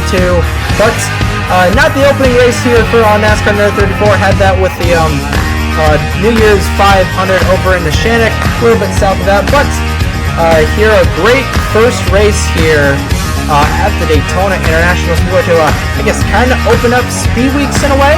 But just an absolutely phenomenal race. Once again, congratulations to Daniel Bouchard and Brad Stover, your GTLM and GT Daytona winners respectively. And that's all we've got. We've been rambling on here for almost 3 hours, so I think this is where we're going to call it quits. On behalf of Alex Graham or Napa Fan, I have been Trey Wright. Thank you so much for tuning in to the 2021 Racing's North Turn Beach Bar and Grill 2.4 Hours of Daytona.